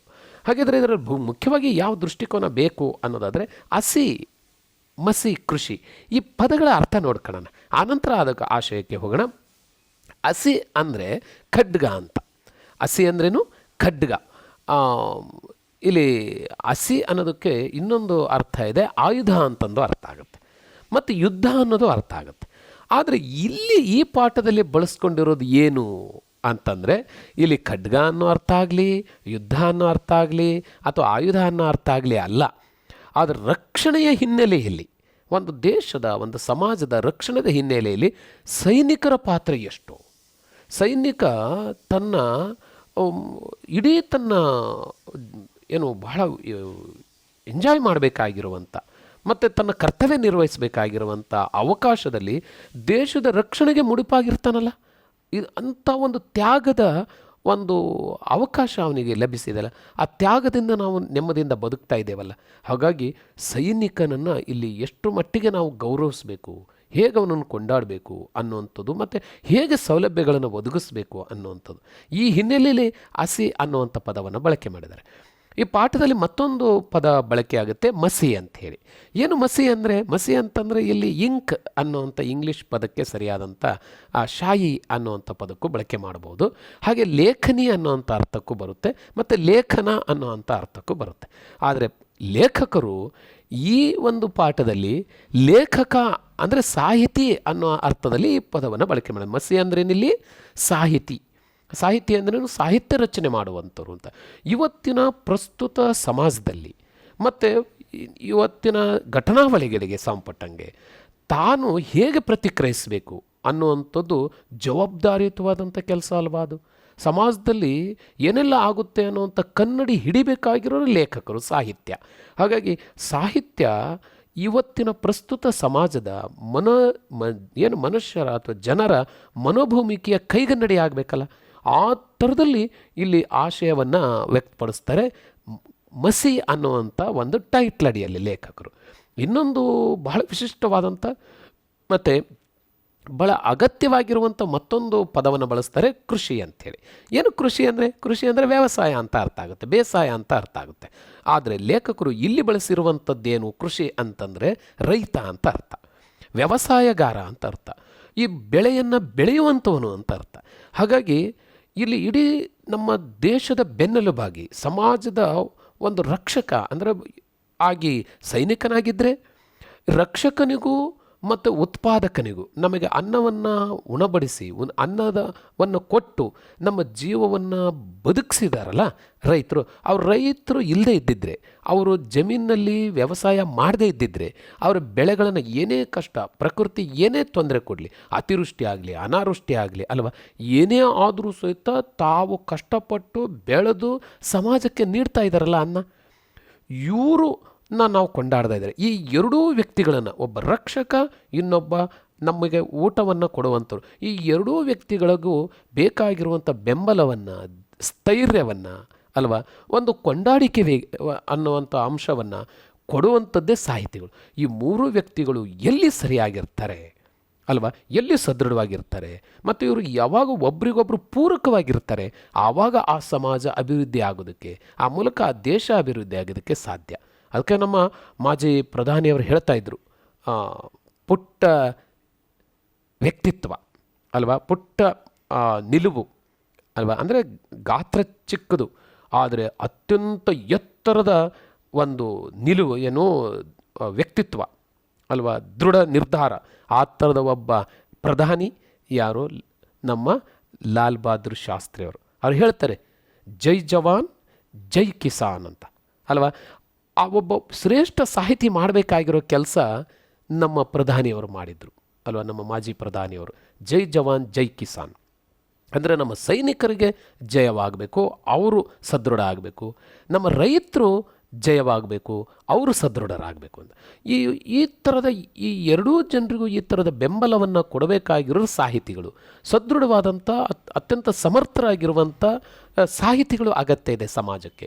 ಈ ಹಿನ್ನೆಲೆಯಲ್ಲಿ ಈ ಆಶಯ ಇಟ್ಕೊಂಡು ಈ ಪಾಠವನ್ನು ರಚಿಸಿದ್ದಾರೆ ಪಂಡಿತಾರಾಧ್ಯ ಶಿವಾಚಾರ್ಯ ಸ್ವಾಮೀಜಿಯವರು. ಹಾಗಾಗಿ ರೈತರ, ಸೈನಿಕರ ಹಾಗೂ ಸಾಹಿತಿಗಳ ಮಹತ್ವವನ್ನು ಎಲ್ಲರೂ ಅರಿತುಕೊಳ್ಬೇಕು. ಅವರ ಹಿತ ಕಾಪಾಡುವುದು ಪ್ರತಿಯೊಬ್ಬ ಪ್ರಜೆಯ ಜವಾಬ್ದಾರಿ ಆಗಬೇಕೆಂಬುದೇ ಲೇಖಕರ ಆಶಯ. ಇಲ್ಲಿ ಬರೆದವರು ನಾವು ಸೈನಿಕರನ್ನು, ರೈತರನ್ನು ಕೊಂಡಾಡಬೇಕಾಗಿರುವಂಥ ಒಂದು ಸಮಾಜ ನಮ್ಮ ಮುಂದೆ ರಚನೆ ಆಗಬೇಕಾಗಿದೆ. ಇವತ್ತು ಬಹಳ ತಾತ್ಸಾರವಾಗಿ ಹೇಳ್ತೀವಿ, ನೀನು ಓದಲಿಲ್ಲ ಅಂದರೆ ಅಥವಾ ನೀನು ಚೆನ್ನಾಗಿ ಕಲೀಲಿಲ್ಲ ಅಂದರೆ ಬೇಸಾಯ ಮಾಡೋಕ್ಕೆ ಹೋಗಬೇಕಾಗುತ್ತೆ ಅಂತ. ನೋಡಿ, ಅಂದರೆ ಬೇಸಾಯ ಮಾಡೋದು ಆ ಥರ ಬೇಡವಾದರೂ ಅಥವಾ ಅಸಮರ್ಥರು ಅಲ್ವಾ, ಅವಿದ್ಯಾವಂತರು ಮಾಡೋ ಕೆಲಸ ಆಗಬಾರ್ದದು. ಇವತ್ತಿನ ಸಮಾಜ ತುಂಬ ಬದಲಾಗಿದೆ. ಒಬ್ಬ ಇಂಜಿನಿಯರ್ ಮಾಡಿದಂಥವ್ರು ಅಲ್ವಾ, ಒಬ್ಬ BSc AG ಮಾಡಿದಂಥವ್ರು, BSc ಹಾರ್ಟಿಕಲ್ಚರ್ ಮಾಡಿದಂಥವ್ರು ಇವತ್ತು ರೈತಾಪಿಗೆ ಬರ್ತಾ ಇದ್ದಾರೆ, ವ್ಯವಸಾಯಕ್ಕೆ ಬರ್ತಾ ಇದ್ದಾರೆ. ಅವರನ್ನು ಪ್ರಗತಿಪರ ರೈತರು ಅಂತ ಗುರುತಿಸ್ತಾ ಇದ್ದೀವಿ. ಉತ್ತಮವಾದಂಥ ಬೆಳೆಯನ್ನು ತೆಗಿತಾ ಇದ್ದಾರೆ. ಮತ್ತು ಸಮಾಜಕ್ಕೆ, ನಮ್ಮ ಈ ಮಾರ್ಕೆಟಿಗೆ ಏನು ನಮ್ಮ ಬೇಕಾಗಿರುವಂಥ ಪದಾರ್ಥಗಳು ಏನು ಬೇಕು ಅನ್ನೋದನ್ನು ಮಾರ್ಕೆಟನ್ನು ಸ್ಟಡಿ ಮಾಡಿಬಿಟ್ಟು ಅಲ್ವಾ, ಮಾರ್ಕೆಟನ್ನು ಸ್ಟಡಿ ಮಾಡಿಬಿಟ್ಟು ಅದಕ್ಕೆ ತಕ್ಕದಾದಂಥ ಬೆಳೆಗಳನ್ನು ಬೆಳೆಯುವಂಥ ಮತ್ತು ಅದನ್ನು ಸರಿಯಾಗಿ ಬೆಳೆದು ಸರಬರಾಜು ಮಾಡುವಂಥ ರೈತರು ಇವತ್ತು ಬರ್ತಾ ಇದ್ದಾರೆ. ಇವರನ್ನು ನಾವು ಪ್ರಗತಿಪರ ರೈತರು ಅಂತ ಕರಿತೀವಿ. ಅಂಥ ರೈತರು ಬೇಕಾಗಿದೆ. ಹಾಗಾಗಿ ಯಾರೂ ತಾತ್ಸಾರರಲ್ಲ, ಯಾರೂ ಕನಿಷ್ಠರಲ್ಲ, ಎಲ್ಲರಿಗೂ ಅವರವರದೇ ಆದಂಥ ಮಹತ್ವ ಇದೆ ಅನ್ನೋ ಈ ಸಮಾಜದಲ್ಲಿ ಅನ್ನೋದನ್ನು ಅರ್ಥ ಮಾಡ್ಕೊಳ್ಳೋದಕ್ಕಾಗಿ ಈ ಪಾಠ ಬಹಳ ಪ್ರಮುಖವಾಗಿರುವಂಥ ಪ್ರೇರಣೆ ಆಗಿದೆ. ಈ ಹಿನ್ನೆಲೆಯಲ್ಲಿ ಈ ಪಾಠವನ್ನು ಮಾಡಬೇಕಾಗುತ್ತೆ. ಹಾಗೆ ನಮ್ಮ ಏನು ಗುರುವೃಂದದವರಿದ್ದೀರಿ, ಮತ್ತು ಪೋಷಕರಿದ್ದೀರಿ, ಮತ್ತು ವಿದ್ಯಾರ್ಥಿಗಳಿದ್ದೀರಿ, ಅದನ್ನು ಈ ದೃಷ್ಟಿಯಲ್ಲಿ ಗಮನಿಸಬೇಕು ಅನ್ನೋದು ಬಹಳ ಮುಖ್ಯವಾದಂಥ ಅಂಶ. ಮತ್ತೊಂದು ಅಂಶವನ್ನು ನಾನು ನಿಮ್ಮ ಗಮನಕ್ಕೆ ತರೋದೇನು ಅಂದರೆ ಕೃಷಿ. ಏನು ಕೃಷಿ ಅಂದರೆ ಅನ್ನೋದೊಂದು ಸ್ವಲ್ಪ ನಿಮ್ಮ ಹತ್ರ ಒಂದು ಗಮನಿಸೋದಾದರೆ, ಈ ಪಾಠದ ಹಿನ್ನೆಲೆಯಲ್ಲಿ ಗಮನಿಸೋದಾದರೆ, ಭಾರತ ಕೃಷಿ ಪ್ರಧಾನವಾದ ರಾಷ್ಟ್ರ. ಗೊತ್ತಿದೆ ನಮಗೆ, 75% ಜನ ಈ ಕೃಷಿಯನ್ನೇ ತಮ್ಮ ಮೂಲ ಅಥವಾ ಪ್ರಧಾನ ಆದಾಯದ ಮೂಲವಾಗಿ ಮಾಡ್ತಾ ಇದ್ದಾರೆ, ಆಧರಿಸಿದ್ದಾರೆ. ಯಾಕೆ ಅಂದರೆ 75% ಪ್ರದೇಶ ನಮ್ಮದು ಹಳ್ಳಿಗಾಡಿನ ಪ್ರದೇಶ, ಗ್ರಾಮಗಳಿಂದ ಕೂಡಿರುವಂಥ ಪ್ರದೇಶ ನಮ್ಮ ನಾಡು, ನಮ್ಮ ದೇಶ. ಹಾಗಾಗಿ ಕೃಷಿನೇ ಅಲ್ಲೆಲ್ಲ ಪ್ರಧಾನ. ಹಾಗಾಗಿ ರೈತ ದೇಶದ ಬೆನ್ನೆಲುಬು ಅಂತ ಹೇಳ್ತಾ ಇದ್ದಾರೆ ಯಾರು? ಎಲ್ಲ ನಮ್ಮ ಹಿರಿಯರು ಅಥವಾ ಎಲ್ಲ ನಮ್ಮ ನಾಯಕರು ರೈತರೇ ದೇಶದ ಬೆನ್ನೆಲುಬು ಅಂತ ಹೇಳ್ತಾರೆ. ಹಳ್ಳಿಗಳ ಅಭಿವೃದ್ಧಿಯೇ ದೇಶದ ಅಭಿವೃದ್ಧಿ ಅಂತ ಮಹಾತ್ಮ ಗಾಂಧೀಜಿಯವರು ಬಹಳ ಸ್ಪಷ್ಟವಾಗಿ ಜನಮಾನಸದಲ್ಲಿ ಉಳಿಯುವಂಥ ಸಂದೇಶವನ್ನು ಕೊಟ್ಟಿದ್ದಾರೆ. ಹಾಗಾಗಿ ಹಳ್ಳಿಗಳ ಅಭಿವೃದ್ಧಿ ಆಗಬೇಕು ಅಂದರೆ ರೈತರ ಅಭಿವೃದ್ಧಿ ಆಗಬೇಕು, ರೈತರು ಸಶಕ್ತರಾಗಬೇಕು, ಕೃಷಿ ಬಗ್ಗೆ ಜನರಿಗೆ ಕಾಳಜಿ ಬರಬೇಕು, ವೈಜ್ಞಾನಿಕವಾಗಿರುವಂಥ ಒಂದು ಬೆಳೆಯನ್ನು ಬೆಳೆಯೋದಕ್ಕೆ ಅವರಿಗೆ ಅವಕಾಶ ಆಗಬೇಕು. ಹಾಗಾಗಿ ಆದರೆ ಇಂದು ರೈತರ ಬದುಕು ಆಗಿದೆಯಾ ಅಂತ ಗಮನಿಸಿದರೆ ನೋಡ್ರಿ, ಇಷ್ಟೆಲ್ಲ ಇದೆ, ರೈತರ ಮಹತ್ವ ಇದೆ, ರೈತರಿಗೆ ಇಷ್ಟೊಂದು ಅಗತ್ಯಗಳಿದೆ, ಅವಕಾಶಗಳಿದ್ದಾವೆ. ಆದರೆ ಇವತ್ತು ರೈತರ ಜೀವನ ಆಗಿದೆಯಾ ಅಂತ ಗಮನಿಸೋದಾದರೆ ಸಂಕಷ್ಟ ಸ್ಥಿತಿಯಲ್ಲಿದ್ದಾರೆ ರೈತರು. ಬಹಳಷ್ಟು ಪತ್ರಿಕೆಗಳಲ್ಲಿ ಓದ್ತೀವಿ ನಾವು, ಪ್ರತಿದಿನ ಬೇಡ ಒಂದು ವಾರಕ್ಕೆ 1-2 ಸರಿನಾದರೂ ಸಹಿತ ರೈತರು ಸಾಲದ ಬಾಧೆಯಿಂದ ಆತ್ಮಹತ್ಯೆ ಮಾಡ್ಕೊತಿರೋದನ್ನು ನಾವು ವರದಿಯನ್ನು ಗಮನಿಸ್ತಾ ಇದ್ದೀವಿ. ಈ ಹಿನ್ನೆಲೆಯಲ್ಲಿ ನೋಡೋದಾದರೆ ನಾವು ನಮ್ಮ ಜವಾಬ್ದಾರಿ ಎಷ್ಟಿದೆ, ಸಮಾಜದ ಜವಾಬ್ದಾರಿ ಎಷ್ಟಿದೆ ಅನ್ನೋದನ್ನು ಬಹಳ ಮುಖ್ಯವಾಗಿ ಇಲ್ಲಿ ಕಳಕಳಿಯನ್ನು ವ್ಯಕ್ತಪಡಿಸ್ತಾರೆ ಲೇಖಕರು. ಹಾಗಾಗಿ ಅವರ ಗೋಳನ್ನು ಕೇಳುವವರಿಲ್ಲ. ಹಾಗೆಯೇ ಭಾರತದ ಅಭಿವೃದ್ಧಿಯ ಮೂಲ ಕೃಷಿ ಎಂಬುದನ್ನು ಮರೆಯಬಾರದು ಅನ್ನುವಂಥ ಅಂಶವನ್ನು ಹೇಳ್ತಾರೆ. ಭಾರತದಲ್ಲಿ ಕೃಷಿ ಚಟುವಟಿಕೆಗಳು ಕುಂಠಿತಗೊಂಡರೆ ನೋಡ್ರಿ, ಬಹಳಷ್ಟು ಜನ ಈ ಸ್ಥಿತಿಯನ್ನು ಗಮನಿಸಿದಂಥ ನಮ್ಮ ರೈತರು ಏನು ಹೇಳ್ತಿದ್ದಾರೆ, ತಮ್ಮ ಮಕ್ಕಳಿಗೆ, ತಮ್ಮ ಮುಂದಿನ ಪೀಳಿಗೆಗೆ ಬೇಡ ನನ್ನಂಗೆ ನೀನು ಗದ್ದೆಗೆ ಹೋಗುವಂಥದ್ದು, ಗದ್ದೆ ಕೆಲಸ ಮಾಡುವಂಥದ್ದು ಬೇಡಪ್ಪ ಅಂತ ಹೇಳ್ತಾ ಇದ್ದಾರೆ ನಮ್ಮ ಹಳ್ಳಿಗಳಲ್ಲಿ. ಅಂದರೆ ಏನಾಗಬೇಕು, ಚೆನ್ನಾಗಿ ಓದ್ಬಿಟ್ಟು ನೀನು ಪಟ್ಟಣ ಸೇರ್ಕೋ, ಟೌನ್ ಸೇರ್ಕೋ ಅಂತ ಹೇಳ್ತಿದ್ದಾರೆ. ಹಾಗಾಗಿ ಅಲ್ಲಿ ಏನನ್ನೋ ಸಣ್ಣ ಪುಟ್ಟ ಕೆಲಸ ಮಾಡ್ಕೊತ ಹೋಗೋ ಬದಲು ನಮ್ಮ ಇರೋ ಜಮೀನಲ್ಲೇ ಉತ್ತಮವಾದಂಥ ಬೆಳೆ ಬೆಳೆಯೋದಕ್ಕೆ ಸಾಧ್ಯತೆ ಇದೆ ಅನ್ನೋದನ್ನು ನಾವು ನಮ್ಮ ಮುಂದಿನ ಪೀಳಿಗೆಗೆ ಪರಿಚಯಿಸಬೇಕಲ್ವ. ಹಾಗಾಗಿ ಇಲ್ಲಿ ಕೃಷಿ ಚಟುವಟಿಕೆ ಕುಂಠಿತಗೊಂಡರೆ ಏನಾಗುತ್ತೆ, ಕೃಷಿ ಅವಲಂಬಿಸಿದಂಥ ಕೈಗಾರಿಕೆಗಳಿದ್ದಾವೆ ಬಹಳ ಮುಖ್ಯವಾಗಿ ಅಲ್ವಾ. ಇದರಲ್ಲಿ ಸೆಣಬಿನ ಕೈಗಾರಿಕೆ ಇರ್ಬೋದು, ಸಕ್ಕರೆ ಕೈಗಾರಿಕೆಗಳಿರ್ಬೋದು ಅಲ್ವಾ. ಇಂಥ ಸಾಕಷ್ಟು ಕೈಗಾರಿಕೆಗಳು ಕೃಷಿಯನ್ನು ಅವಲಂಬಿಸಿದಾವೆ. ಇವೆಲ್ಲ ಮತ್ತು ಹೆಂಗೆ ಅವೆಲ್ಲ ಸ್ವರ್ಗ ಹೋಗಿಬಿಡೋದಲ್ವ. ಯಾವಾಗ ಕೃಷಿ ಕುಂಠಿತ ಆಯಿತು, ಇಡೀ ಸಾಮಾಜಿಕ ವ್ಯವಸ್ಥೆನ ಅಸ್ತವ್ಯಸ್ತ ಆಗ್ಬಿಡುತ್ತೆ. ಇಡೀ ಒಂದು ನಮ್ಮ ಎಕನಾಮಿಕಲ್ ಆರ್ಥಿಕ ವ್ಯವಸ್ಥೆನೇ ಬುಡಮೇಲಾಗ್ಬಿಡುತ್ತೆ. ಹಾಗಾಗಿ ಇಲ್ಲಿ ಕೃಷಿ ಕೊರಗದಂತೆ ಅಥವಾ ಕುಂಠಿತ ಆಗದಂತೆ ನಾವು ಮತ್ತೆ ಎತ್ತಿ ನಿಲ್ಲಿಸುವಂಥ ಅಗತ್ಯ ಇದೆ ಅನ್ನೋದನ್ನು ಇಲ್ಲಿ ಕಾಳಜಿಯನ್ನು ವ್ಯಕ್ತಪಡಿಸ್ತಾರೆ. ಆ ಪಾಠದ ಮೂಲಕ ನಮ್ಮ ಮುಂದಿನ ಪೀಳಿಗೆಗೆ ಇದು ಮನನ ಆಗಬೇಕು ಬಹಳ ಮುಖ್ಯವಾಗಿ.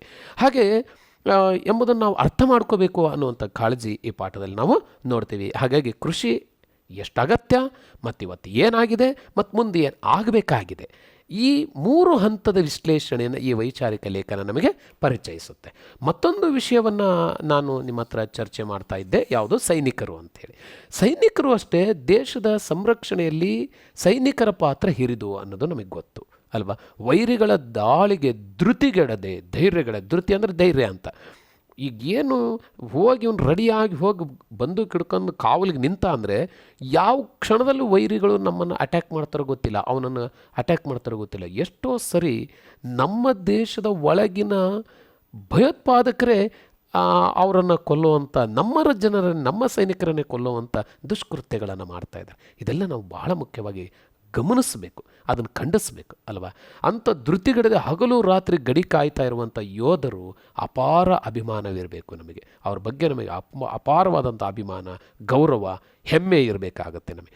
ರಕ್ಷಣೆ ಹಾಗೂ ಕೃಷಿಯಲ್ಲಿ ಸ್ವಾವಲಂಬನೆ ಸಾಧಿಸದೇ ಇದ್ದರೆ, ನಾವು ರಕ್ಷಣೆಗೂ ಅಷ್ಟೇ ಮತ್ತು ಕೃಷಿಯಲ್ಲೂ ಅಷ್ಟೇ ಅವಲಂಬನೆ, ಬೇರೆಯವ್ರ ಮೇಲೆ ಡಿಪೆಂಡ್ ಆಗದೆ ನಾವು ನಮಗೆ ಬೇಕಾಗಿರುವಂಥ ಕೃಷಿ ಉಪಕರಣಗಳು, ರಾಸಾಯನಿಕ ಗೊಬ್ಬರಗಳು, ಔಷಧಿಗಳು, ಬೀಜಗಳು ಅಲ್ವಾ, ಎಲ್ಲ ವ್ಯವಸ್ಥೆ ಕೃಷಿಗೆ ಸಂಬಂಧಪಟ್ಟಂಗೆ, ರಕ್ಷಣೆಗೆ ಸಂಬಂಧಪಟ್ಟಿರುವಂಥ ಎಲ್ಲ ವ್ಯವಸ್ಥೆಯನ್ನು ನಾವೇ ತಯಾರಿಸಿ ನಾವೇ ಬಳಸಿ ಅದನ್ನು ಸದೃಢವಾಗಿ ನಿಂತಿದ್ದೆ ಆದರೆ ದೇಶದ ಮುನ್ನಡೆ ಖಂಡಿತವಾಗುತ್ತೆ. ಆ ಸ್ವಾವಲಂಬನೆ ನಾವು ಸಾಧಿಸದೇ ಇದ್ದರೆ ದೇಶದ ಮುನ್ನಡೆ ಸಾಧ್ಯನೇ ಇಲ್ಲ ಅನ್ನುವಂಥ ಒಂದು ಖಡಾಖಂಡಿತವಾದಂಥ ಅಂಶವನ್ನು ಲೇಖಕರು ಇದರಲ್ಲಿ ವ್ಯಕ್ತಪಡಿಸ್ತಾರೆ. ಹೀಗಾಗಿ ಅನ್ನ ಹಾಕುವ ರೈತ ಹಾಗೂ ಯೋಧನ ಬದುಕು ಹಸನುಗೊಳ್ಳಲು ಸರ್ಕಾರಗಳು ಮತ್ತು ಬುದ್ಧಿಜೀವಿಗಳು ಶ್ರಮಿಸಬೇಕು ಅನ್ನೋದು ಬಹಳ ಮುಖ್ಯವಾದಂಥ ಕಾಳಜಿ ಈ ಪಾಠದಲ್ಲಿ ನಾವು ನೋಡ್ತೇವೆ.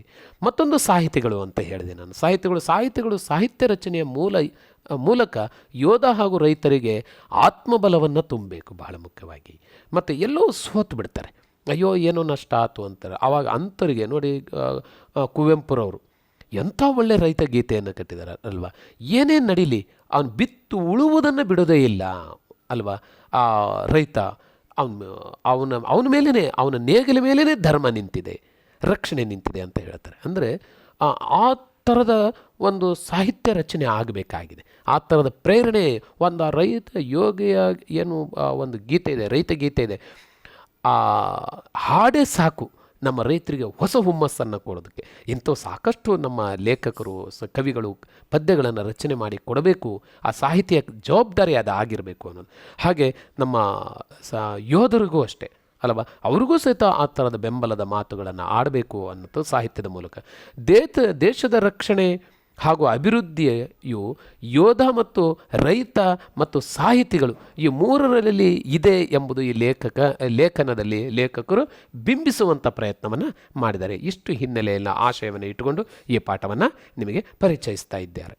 ಹಾಗೆ ಈ ಪಾಠದಲ್ಲಿ ಬರುವಂಥ ಕೆಲವು ಹೊಸ ಪದಗಳನ್ನು ಪರಿಚಯ ಮಾಡ್ಕೊಂಡ್ರೆ ಪಾಠವನ್ನು ಚೆನ್ನಾಗಿ ಅರ್ಥ ಗ್ರಹಿಸ್ಕೋಬೋದು ಅನ್ನೋ ಹಿನ್ನೆಲೆಯಲ್ಲಿ ನೋಡೋದಾದರೆ ನಾವು ಈ ಹೊಸ ಪದಗಳ ಪರಿಚಯದಲ್ಲಿ ಆಣೆಕಟ್ಟು ತುಂಬ ಸುಲಭವಾಗಿರುವಂಥ ಒಂದು ಪದ.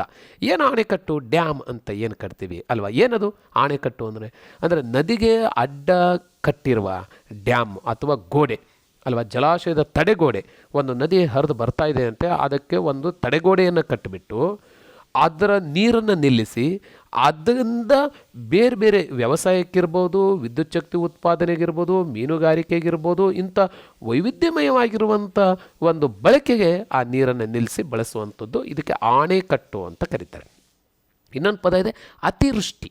ವೃಷ್ಟಿ ಅನ್ನೋದು ಒಂದು ಮಳೆ ಅನ್ನೋದಕ್ಕೆ ಬಳಸಿರುವಂಥ ಒಂದು ಪದ. ಆದರೆ ಅತಿ ಹೆಚ್ಚು ಮಳೆ ಬಂದರೆ ಅತಿವೃಷ್ಟಿ, ಮಳೆನೇ ಬರಲಿಲ್ಲ ಅಂತಂದರೆ ಅನಾವೃಷ್ಟಿ ಅಂತ ಕರೀತಾರೆ. ಅನಾವೃಷ್ಟಿ, ಅತಿವೃಷ್ಟಿ, ಅಗತ್ಯಕ್ಕಿಂತ ಹೆಚ್ಚು ಮಳೆ ಬೀಳುವುದನ್ನು ನಾವು ಅತಿವೃಷ್ಟಿ ಅಂತ ಕರಿತೀವಿ. ಇನ್ನೊಂದು ಹಸಿ ಗೊತ್ತಾಗಿದೆ ನಿಮಗೆ, ಖಡ್ಗ, ಯುದ್ಧ, ಸೈನಿಕ ಅಂಥೇಳಿ. ಇನ್ನೊಂದು ಉತ್ಪ್ರೇಕ್ಷೆ ಅನ್ನೋ ಪದ. ಉತ್ಪ್ರೇಕ್ಷ ಅಲಂಕಾರ ಅಂತ ಹೇಳಿ ನಾವು ನೋಡ್ತೀವಿ. ಆ ಅಲಂಕಾರದಲ್ಲಿ ಅದು ಒಂದು ಅಲಂಕಾರ. ಏನಂಗಂದ್ರೆ ಉತ್ಪ್ರೇಕ್ಷೆ ಅಂದರೆ ಅಧಿಕವಾಗಿ, ಇರೋದಕ್ಕಿಂತ ಅಧಿಕವಾಗಿ ವರ್ಣಿಸಿ ಹೇಳುವುದು ಅಂತ ಅರ್ಥ. ಇದನ್ನು ಉತ್ಪ್ರೇಕ್ಷ ಅಂತ ಕರಿತೀವಿ ಅಥವಾ ಉತ್ಪ್ರೇಕ್ಷೆ. ಇನ್ನೊಂದು ಉಪೇಕ್ಷೆ ಅನ್ನೋದು. ನೋಡ್ರಿ, ಉತ್ಪ್ರೇಕ್ಷೆ ಬೇರೆ, ಉಪೇಕ್ಷೆ ಬೇರೆ. ಆ ಪದ ಒಂಥರ ಸಿಮಿಲಾರಿಟಿ ಕಂಡಂಗೆ ಆಗುತ್ತಲ್ವ.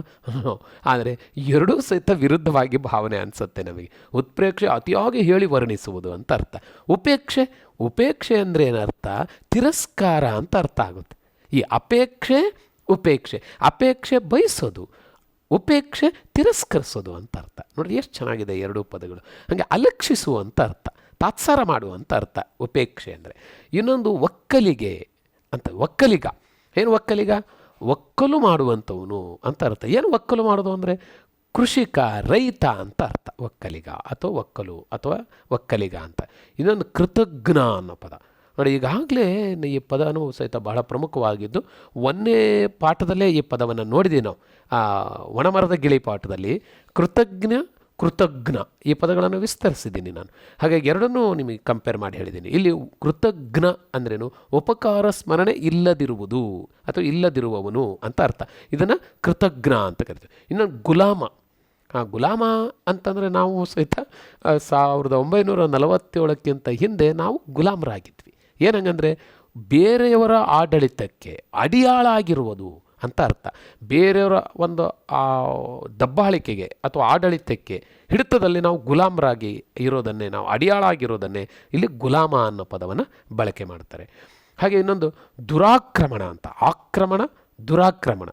ಆಕ್ರಮಣ ಮಾಡುವಂತಂದರೆ ದಾಳಿ ಮಾಡು, ಅದನ್ನು ತಾನು ಕಬಳಿಸು ಅಂತ ಅರ್ಥ ಆಗುತ್ತೆ. ಆಕ್ರಮಣ ಮಾಡೋದೇ ಒಂದು ತಪ್ಪು. ದುರಾಕ್ರಮಣ ಅಂದರೆ ಮೋಸದ ದಾಳಿ ಅಂತ ಅರ್ಥ. ಮೋಸದಿಂದ ಆಕ್ರಮಿಸ್ಕೊಳ್ಳೋ ಅಂತ ಅರ್ಥ ದುರಾಕ್ರಮಣ. ಅಂದರೆ ಕೆಟ್ಟದ್ದು ಅಂತಂದೇ ಅರ್ಥ. ಸತ್ ಅಂದರೆ ಒಳ್ಳೆಯದು ಅಂತ ಅರ್ಥ. ಹಾಗಾಗಿ ಇನ್ನೊಂದು ನಶ್ವರ ಅಂತ ಒಂದು ಪದ. ನಶಿಸು ಅಥವಾ ಇಲ್ಲವಾಗು, ನಶ್ವರ ಅನ್ನುವಂಥ ಪದ. ನಿರಾಶಾವಾದಿ ಅಂತ ಒಂದು ಪದ ಇದೆ. ಆಶಾವಾದಿ, ನಿರಾಶಾವಾದಿ. ಅನ್ನೋ ಪದ ಹಾಕಿಬಿಟ್ರೆ ಅದು ವಿರುದ್ಧಾರ್ಥಕ ಪದ ಆಗುತ್ತೆ. ಇದನ್ನು ಅನ್ನೋದು ಉಪಸರ್ಗ ಅಂತ ಕರಿತೀವಿ. ಅಂದರೆ ಒಂದು ಪದದ ಮೊದಲೇ ಬಂದರೆ ಅದು ಉಪಸರ್ಗ, ಒಂದು ಪದದ ನಂತರ ಬಂದರೆ ಅದನ್ನು ಪ್ರತ್ಯಯ ಅಂತ ಕರಿತೀವಿ. ಈ ವ್ಯಾಕರಣದಲ್ಲಿ ಎರಡೂ ಅಂಶಗಳನ್ನು ನಿಮ್ಮ ಹತ್ರ ಚರ್ಚೆ ಮಾಡ್ತೀನಿ. ನೋಡೋಣ ಇಲ್ಲಿ. ಆಶಾವಾದಿ, ನಿರಾಶಾವಾದಿ ಅಂದರೆ ಜೀವನದಲ್ಲಿ ಆಸೆ ಕಳೆದುಕೊಂಡವನು ಅಂತ ಅರ್ಥ. ನಮ್ಮ ರೈತರು ಕೆಲವು ಸರಿ ಹೀಗೆ ನಿರಾಶಾವಾದಿಗಳಾಗ್ಬಿಡ್ತಾರೆ. ಅನಾವೃಷ್ಟಿಯಾಗಿ ಅಥವಾ ಅತಿವೃಷ್ಟಿಯಾಗಿ ಕೈಗೆ ಬಂದಂಥ ಬೆಳೆ ಪೂರ್ತಿ ನಷ್ಟ ಆದಾಗ ಅವನಿಗೆ ಯಾವುದೇ ಭರವಸೆ ಇಲ್ದಂಗೆ ಆಗ್ಬಿಡೋದು. ಇದು ನಿರಾಶಾವಾದ ಅಂತ ಕರೀತಾರೆ. ಜೀವನದಲ್ಲಿ ಆಸೆ ಕಳೆದುಕೊಂಡವ ಅಂತ ಅರ್ಥ. ಇನ್ನೊಂದು ಬಜೆಟ್. ಇದು ತುಂಬ ಪರಿಚಯ ಇರುವಂಥ ಒಂದು ಪದ ಅಂತ ಅಂದ್ಕೊತೀನಿ ನಾನು. ಎಲ್ಲ ಸರ್ಕಾರಗಳು ಆಯವ್ಯಯದ ಒಂದು ಸಮತೋಲನವಾಗಿರುವಂಥ ಒಂದು ಪಟ್ಟಿಯನ್ನು ಅಥವಾ ಒಂದು ವಿವರವನ್ನು ರೆಡಿ ಮಾಡಿ ಅದನ್ನು ಮಂಡಿಸ್ತಾರೆ. ಇದನ್ನು ಸಮತೋಲನ ಪಟ್ಟಿ ಅಥವಾ ಆಯವ್ಯಯದ ಸಮತೋಲನ ಪಟ್ಟಿ ಅಂತ ಕರಿತೀವಿ. ಇದು ಸರ್ಕಾರದ ಒಂದು ಆಯವ್ಯಯ ಪಟ್ಟಿನೂ ಇರ್ಬೋದು. ಅದೇ ಥರ ಪ್ರತಿ ಮನೆಗೂ ಸಹಿತ ಅವರವ್ರ ಕುಟುಂಬಕ್ಕೆ ಬೇಕಾಗಿರುವಂಥ ಬಜೆಟ್ ರೆಡಿ ಮಾಡ್ಕೋಬೇಕು. ಇಡೀ ವರ್ಷ ನನಗೆ ಎಷ್ಟು ಬರುತ್ತೆ ಆದಾಯ, ಮತ್ತು ನಾನು ಈ ವರ್ಷದಲ್ಲಿ ಎಷ್ಟು ಖರ್ಚು ಮಾಡಬೇಕು, ಈ ಎರಡನ್ನೂ ನಾವು ಸಮತೋಲನ ಮಾಡದೇ ಇದ್ದರೆ ನಮ್ಮ ಆರ್ಥಿಕ ವ್ಯವಸ್ಥೆ ಅಸಮತೋಲನ ಆಗುತ್ತೆ. ಆವಾಗ ನಮಗೆ ಸ್ವಲ್ಪ ಮನಸ್ಸು ಗೊಂದಲಕ್ಕೆ ಈಡಾಗುತ್ತೆ. ಹಾಗಾಗಿ ಭಾಳ ಸಿಸ್ಟಮೆಟಿಕ್ಕಾಗಿ ಜೀವನವನ್ನು ನಡೆಸುವಂಥವ್ರು ಈ ಬಜೆಟನ್ನು ಮಾಡ್ಕೊತಾರೆ, ಬಹಳ ಇಂಪಾರ್ಟೆಂಟಾಗಿ. ಹಾಗೆ ಇನ್ನೊಂದು ಬವಣೆ, ತೊಂದರೆ ಅಥವಾ ಕಷ್ಟ ಅಂತ ಅರ್ಥ. ಬವಣೆ ಅನ್ನುವಂಥ ಪದ ಒಂದು ವಿಶಿಷ್ಟವಾಗಿರುವಂಥ ಪದ. ಇನ್ನೊಂದಿದೆ ಬಿಕ್ಕು. ಇದು ತುಂಬ ಪರಿಚಯ ಇರುವಂಥ ಪದ. ನಮ್ಮ ಹಳ್ಳಿಗಾಡಿನಲ್ಲೆಲ್ಲ ಬಿಕ್ಕು ಅಳುತ್ತಿದ್ದಾರೆ ಅಂತ. ಏನು ಬಿಕ್ಕು ಅಳೋದು ಅಂದರೆ, ಇಲ್ಲಿ ಬಿಕ್ಕೋದು ಅಂದ್ರೇನು? ಅಳುತ್ತಾ ತನ್ನ ದುಃಖವನ್ನು ವ್ಯಕ್ತಪಡಿಸೋದು ಅಂತ ಅರ್ಥ. ಇದು ಬಿಕ್ಕು ಅಂದರೆ ಅಳು ಅಂತ ಅರ್ಥ. ಇನ್ನೊಂದು ಮಸಿ, ಗೊತ್ತಾಗಿದೆ ನಿಮಗೆ, ಶಾಹಿ ಅಥವಾ ನಮ್ಮ ಈ ಪೆನ್ನಿಗೆ, ಪೆನ್ನಿಗೆ ಹಾಕುವಂಥ ಇಂಕ್, ಇದನ್ನು ಮಸಿ ಅಂತ ಕರೀತಾರೆ. ಆದರೆ ಇಲ್ಲಿ ಈ ಪಾಠದಲ್ಲಿ ಇದನ್ನು ಸಾಹಿತ್ಯ ರಚನೆ, ಸಾಹಿತಿ ಅನ್ನೋ ಅರ್ಥದಲ್ಲಿ ಇಲ್ಲಿ ಬಳಕೆ ಮಾಡಿದ್ದಾರೆ ಅನ್ನೋದು ನಮಗೆ ಆಗಲೇ ಮನದಟ್ಟಾಗಿದೆ. ಇನ್ನೊಂದು ಪದ ಇದೆ ಮೇಟಿ ಅಂತ. ಈ ಮೇಟಿ ಅನ್ನೋ ಪದ ಏನು ಅಂತಂದರೆ, ಆ ವ್ಯವಸಾಯ ಅನ್ನೋದಕ್ಕೆ ಕೋಟಿ ವಿದ್ಯೆಗಳಲ್ಲಿ ಮೇಟಿ ವಿದ್ಯೆ ಮೇಲು ಅಂತ ಸರ್ವಜ್ಞ ಹೇಳ್ತಾನೆ. ಏನಿದು ಮೇಟಿ ಅಂದ್ರೇನು? ವ್ಯವಸಾಯ ಅಂತ ಅರ್ಥ. ಇದು ಗೊತ್ತಿರಲಿ. ಆದರೆ ವ್ಯವಸಾಯ ಅನ್ನೋದು ಸರಿ ಹೋಗುತ್ತಾ ಈ ಪದ ಅಂದರೆ? ನೋಡಿ, ಮೇಟಿಗಂಬ ಅಂತ ಒಂದು ಮೇಟಿಗಂಬ ಏನು? ಒಕ್ಕಲು ಅನ್ನೋ ಅರ್ಥಕ್ಕೂ ಮೇಟಿ ಅನ್ನೋ ಪದವನ್ನು ಬಳಕೆ ಮಾಡ್ತಾರೆ. ಈ ಒಕ್ಕಲು ಮಾಡೋದಕ್ಕೆ ಈಗ ತುಂಬ ಕಡಿಮೆ, ಈಗಿಲ್ಲ, ನೀವು ನೋಡೋಕೆ ಹೋದರೆ ಸಿಗಲಿಕ್ಕಿಲ್ಲ ಬಹುಶಃ. ಒಕ್ಕಲು ಮಾಡುವಂಥ ಒಂದು ಏನು ಆ ಎಂಜಾಯ್, ಆ ಪ್ರಕ್ರಿಯೆನೇ ನಿಂತು ಬಿಟ್ಟಿದೆ. ಈಗೆಲ್ಲ ಈಗ ಭತ್ತ ಕೊಯ್ಯೋ ಮಿಷನ್ ಅಥವಾ ಜೋಳ ಹೊಡೆಯೋ ಮಿಷನ್ ಬಂದುಬಿಟ್ಟಿದ್ದಾವೆ. ಹಾಗೆ ಒಕ್ಕಲು ವ್ಯವಸ್ಥೆ ಬಹಳ ಕಡಿಮೆ ಇದೆ. ಬಟ್ ಎಲ್ಲೋ ಕೆಲವು ಕಡೆ ಇರ್ಬೋದು. ಏನು ಮಾಡ್ತಾರೆ ಅಂತಂದರೆ ಭತ್ತ ಪೂರ್ಣ ಕಟಾವು ಮಾಡಿಬಿಟ್ಟು ಕಟ್ಬಿಟ್ಟು ಅದನ್ನು ಬಂಡಲ್ ಮಾಡಿಬಿಟ್ಟು ಅದನ್ನು ಸೀಡು ಕಟ್ಟೋದು ಅಂತಾರೆ, ಅದನ್ನೆಲ್ಲ ಕಟ್ಟಿ ಬಣವೆ ಹಾಕಿಬಿಟ್ಟು ಆನಂತರ ಅದನ್ನು ಸುತ್ತ ಇಷ್ಟು ಅಗಲಕ್ಕೆ ಒಂದು ಕಣ ರೆಡಿ ಮಾಡ್ತಿದ್ರು.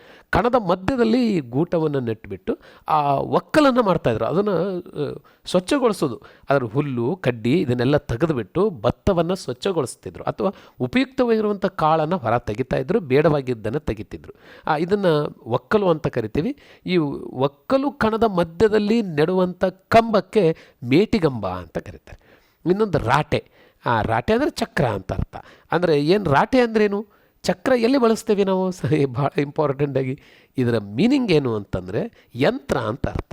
ಆ ಯಂತ್ರ ಅಂದ್ರೇನು ಅಂದರೆ ನಮ್ಮ ಫ್ಯಾಕ್ಟ್ರಿಗಳು ಅಲ್ವಾ, ಕಾರ್ಖಾನೆಗಳಲ್ಲಿ ಎಲ್ಲೂ ಈ ಚಕ್ರ ಇಲ್ಲದೆ, ಅಂದರೆ ರಾಟೆ ಇಲ್ಲದೆ ಯಾವ ಕಾರ್ಖಾನೆನೂ ಇರೋಕ್ಕೆ ಸಾಧ್ಯ ಇಲ್ಲ ಅಲ್ವಾ.